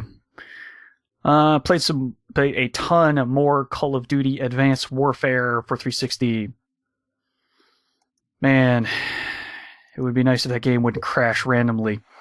Yeah. You remember how I want to say it was Ghosts that had the issue where, the game has loaded too many assets. Time to crash and go back to the menu. I don't remember that, but I didn't play much Ghost multiplayer. Well, I think it was because it was trying to load too many separate skins and object items, like the gun models and everything all at once. Okay. Yeah, Advanced Warfare has the same issue. It's happened way too many times the past couple weeks. Yeah, it's really annoying. Yay. It happens at random times, which is even more fun. I mean, at least Ghosts had the foresight to not crash when I wasn't in the middle of a game. Right. In the middle of a match. Shooting at someone else. Yeah. When the game just goes and crashes and then reboots. Oh boy. However, when it is not crashing, it is still really laggy. Mm-hmm. And if they would just fix that lag, I would love it even more than I actually do. What's with the paper? Oh, sorry. I forgot to. Sorry, I'm trying to keep stuff I sold on Amazon straight. Okay, so receipts and information. Yeah. Okay. But yeah, it's not every single match, which is the frustrating part. because I see the glimpses of something that is extremely good. But every time they seem to patch it, it seems to get worse on my end. I don't know. Okay. I'm not sure what it is. Here's the thing. So right now, it's going to be done by the time you're listening to this. Right now, as we record this, the deluxe edition with season pass of Titanfall on 360 is $12.50. On 360 and Xbox One? No, just 360. Including the season pass? Yes. That's pretty good. I'm tempted to get it, but... It's a really good game. It's a really rock-solid game. It was super rare that I had a laggy game in that, or laggy match in that game. I mean, man. would it be worth to get that to have something multiplayer? I mean, I've got Battlefield on PS4, but... That's all the maps, and that's all the brand new stuff that they've added since then, yeah. I think it's worth it, yeah. Hell, I'll go buy it after we're done here. Okay. I'll trade in my my disc and just keep it digital. I can tell you right now, you're not going to get jack squat for Titanfall on 360. You might get enough to cover the Xbox credit that you need, and I don't even think you can get that. Well, we'll see. Well, I can find out in a couple seconds while you're talking, so... Yeah, so I was able to get to Prestige 3, level 30 on Advanced Warfare so far. I'm actually working on a bunch of different guns at this point. But, yeah, there are some worthless guns in that game right now. Those pistols and sidearms, if it's not that one-shot railgun pistol, the other two are kind of pretty bad. It's really unfortunate.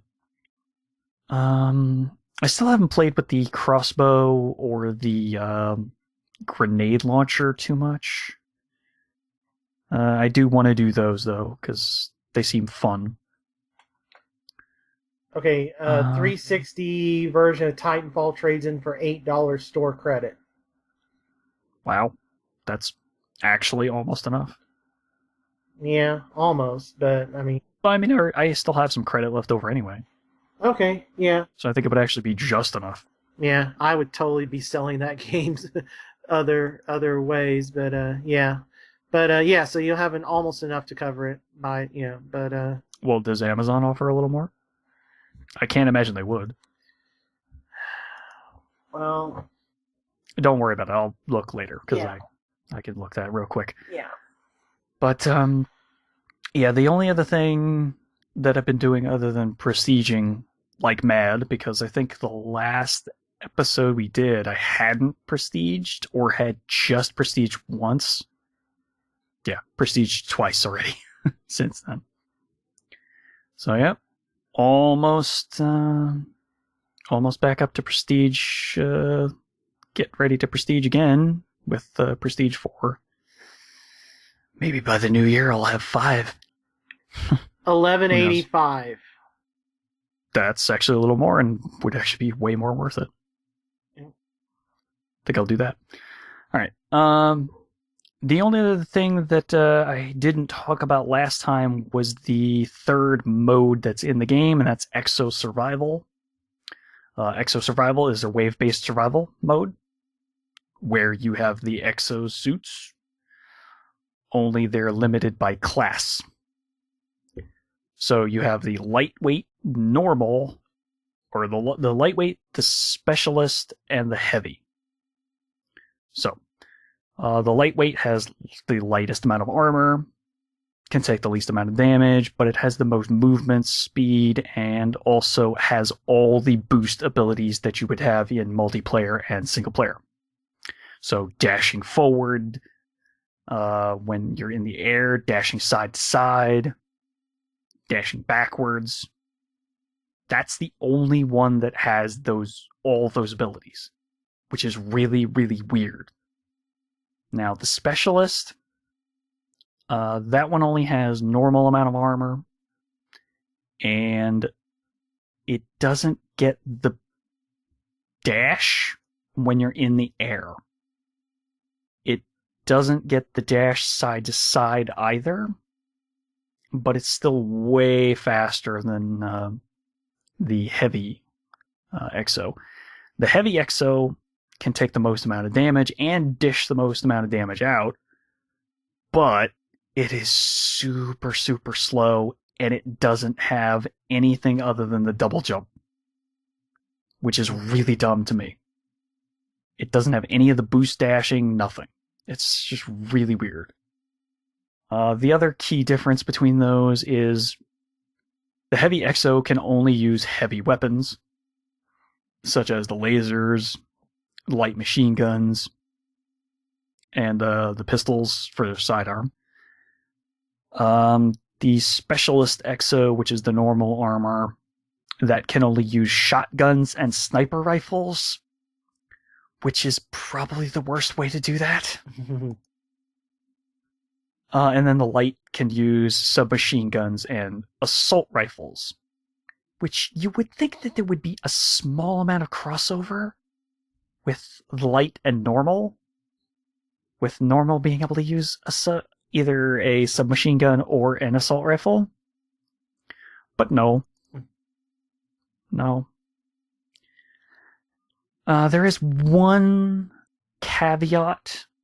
There is a perk that can drop as a bonus if you score enough points during each of the rounds, and that will unlock all weapons categories for your current exo. So it lifts all the restrictions. So you could use an assault rifle on a heavy. Not that you'd really want to, because, well, you run out of ammo really fast, and you'd probably be better served using a laser, just because it doesn't have any ammo. It just has the overheat counter. Right. Mass Effect 1 style. But you can manage it well enough that you kind of don't really have to worry about it too much. It gets really overwhelming, though, in the waves after a certain point. I want to say it's probably not balanced for one person solo.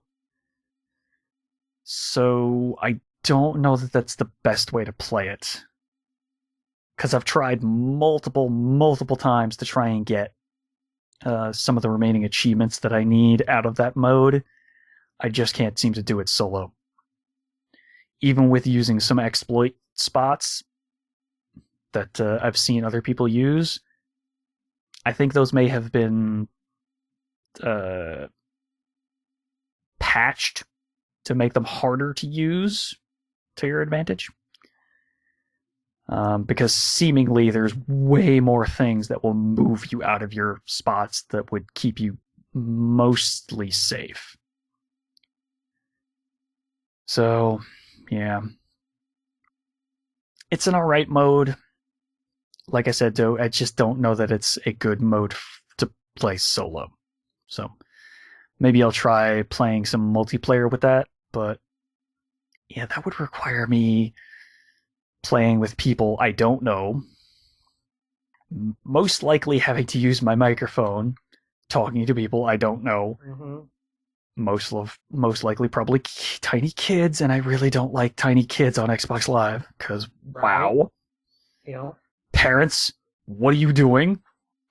Slap these kids a little bit, please, for speaking the way they do.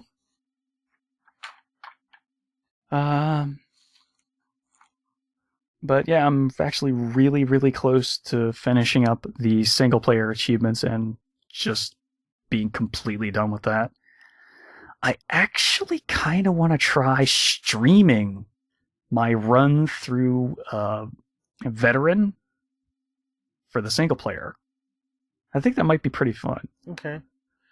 I just have to work out the logistics of how I would connect up my PC to the internet when I'm recording it through my recording device. Question on the multiplayer. Are you doing primarily the normal modes, with the exosuit overall, or do you like the, I forgot what MVP called them, hardcore? I think it's classic. Classic, yeah, without the exosuits. I haven't actually tried classic. I've only tried the modes with the exosuit abilities. So, or the exo movement abilities. I think the exosuit abilities are the only thing you get in those modes. So, like the speed boost, the very temporary health boost, which is almost worthless. It's damn near worthless because it's so fast. I don't know. Okay. And I think just those abilities, the activated ones, I think are the only ones you get. But I'm not sure. I'll actually try that out for next episode just to see what it's like. Okay. But yeah, Kill Confirmed is still super fun, even with the exo movements. Well, actually, especially because of the exo movements, because it's so much more fun to get kills in the air and get. There's a freaking medal in the game called Dogfight. When you kill another player in the air while you're in the air, it gives you a Red Baron cap for 30 minutes. It's kind of funny. There's time limited loot where if you're doing certain things like getting 5 kills in a row, 10 kills, 20 kills, stuff like that, you'll get special blood red armor for 30 minutes at a time, depending on how many kills you got. The Red Baron cap for the dogfight medals. Special one-shot kill goggles for either shotgun kills with one shot or with sniper rifles with one shot. So they have a really good, solid game. It's there. If they could just get the netcode to work right. It's close, but it always seems to put me in matches that are just a little too high ping or just a little too inconsistent with the lag. So, I don't know. Maybe it's still trying to match more based on skill rather than ping or connection. I don't know. I can't say for sure. That pretty much covers all Advanced Warfare for pretty much everything. All right, last thing that I was playing was a demo for a little game that, maybe you've heard of. It's a tiny little game developed by a little tiny company that decided to move away from Microsoft called Bungie. I don't know if you've heard of them. They're pretty indie. They created this game called Oni. It was a long time ago though. Yeah. It was okay. Yeah. Wasn't bad. Then they went on to create this like multi-tiered franchise that's somebody picked up and kind of ruined with a collection that came out this year. I don't know.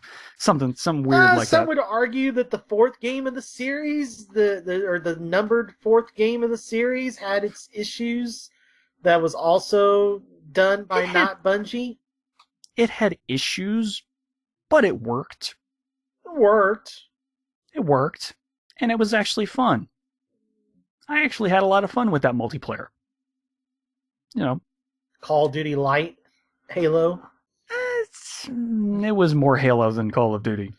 Way more Halo than Call of Duty on that one. But yeah, I was playing the demo for Destiny on 360. Explain demo, like, are you limited by time? Are you limited by? Well, here's what happens. Okay. You can level up to level 7. Okay. Then you're permanently stuck at level 7. So pretty much the beta, almost. I think the beta may have almost. been 8. Beta was 8. Yeah. Okay. Beta gave me one more level. You're restricted. I know. It's so weird. I don't get it.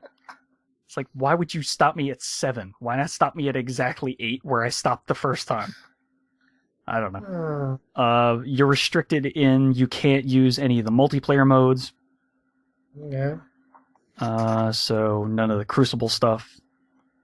I want to say you can only do missions on Earth. Yeah, so the beta. And maybe the moon, but I don't know because I never got past the fact that I hit level 7 when I was still on Earth. So I was like, okay. I had my fun for free. Yep. I still like how that game plays. Mm-hmm. I would still have been interested in playing it all the way to level 30. Mm-hmm. Maybe. Yep. We'll see. I don't know about the grind at the end, but maybe. They released the new expansion just last week. Yeah. Right? Mm-hmm. Which was... Man. They're really betting on that multiplayer mode being the bigger portion of what people want out of that. Yep. It's what... Because there was like 5 new maps or something like that?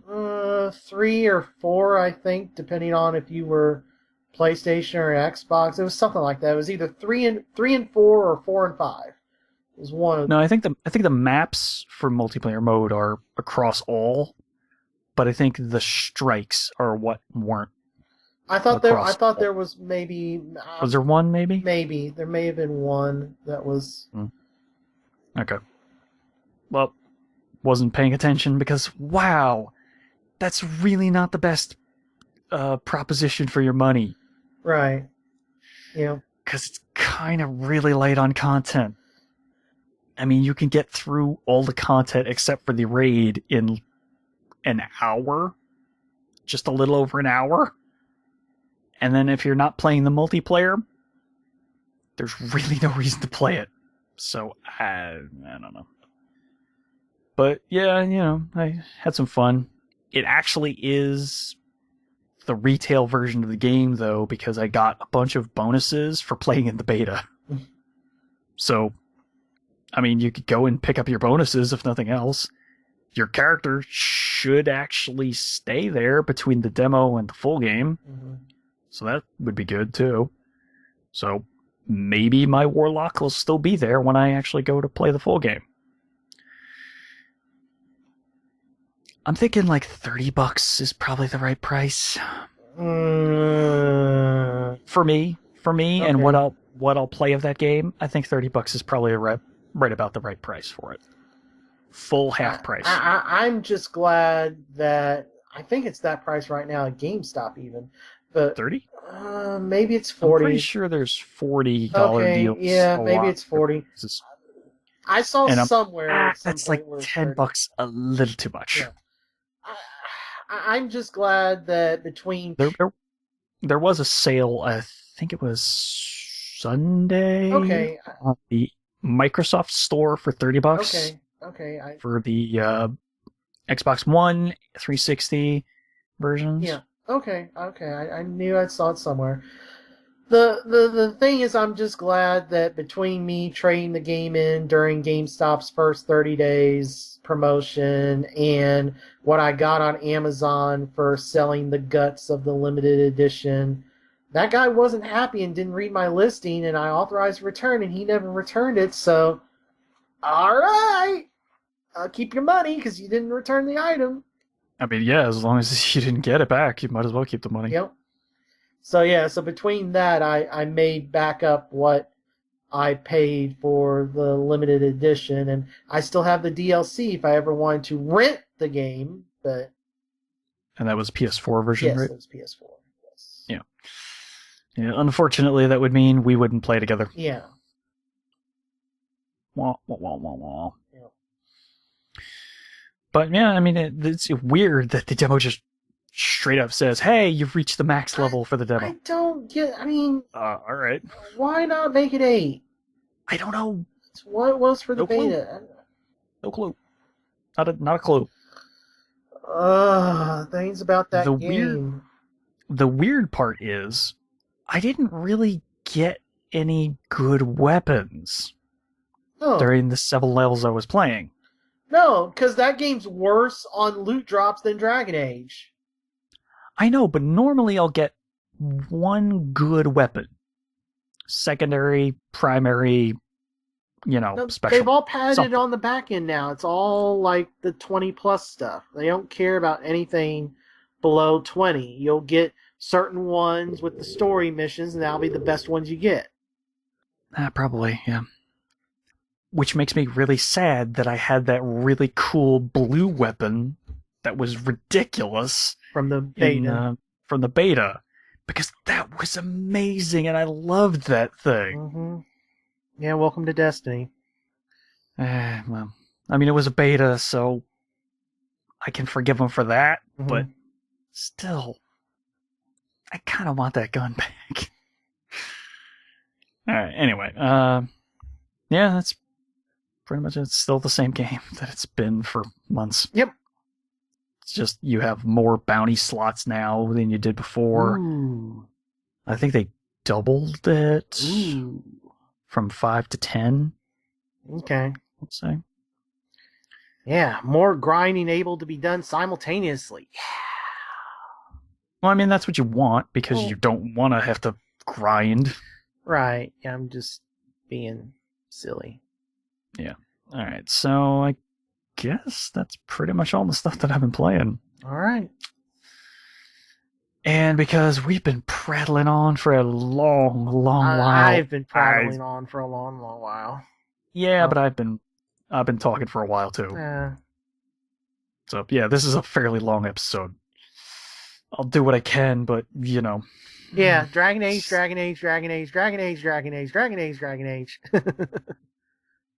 Oh, and Advanced Warfare. Yeah, in Destiny.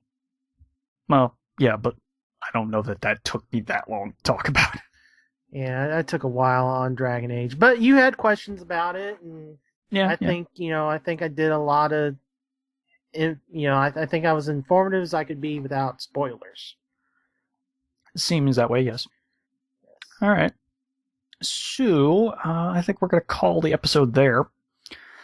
If you have any questions, comments, you can tweet us at Checkmate Arcade, or you could post to our Facebook page, Checkmate Arcades, 2 words.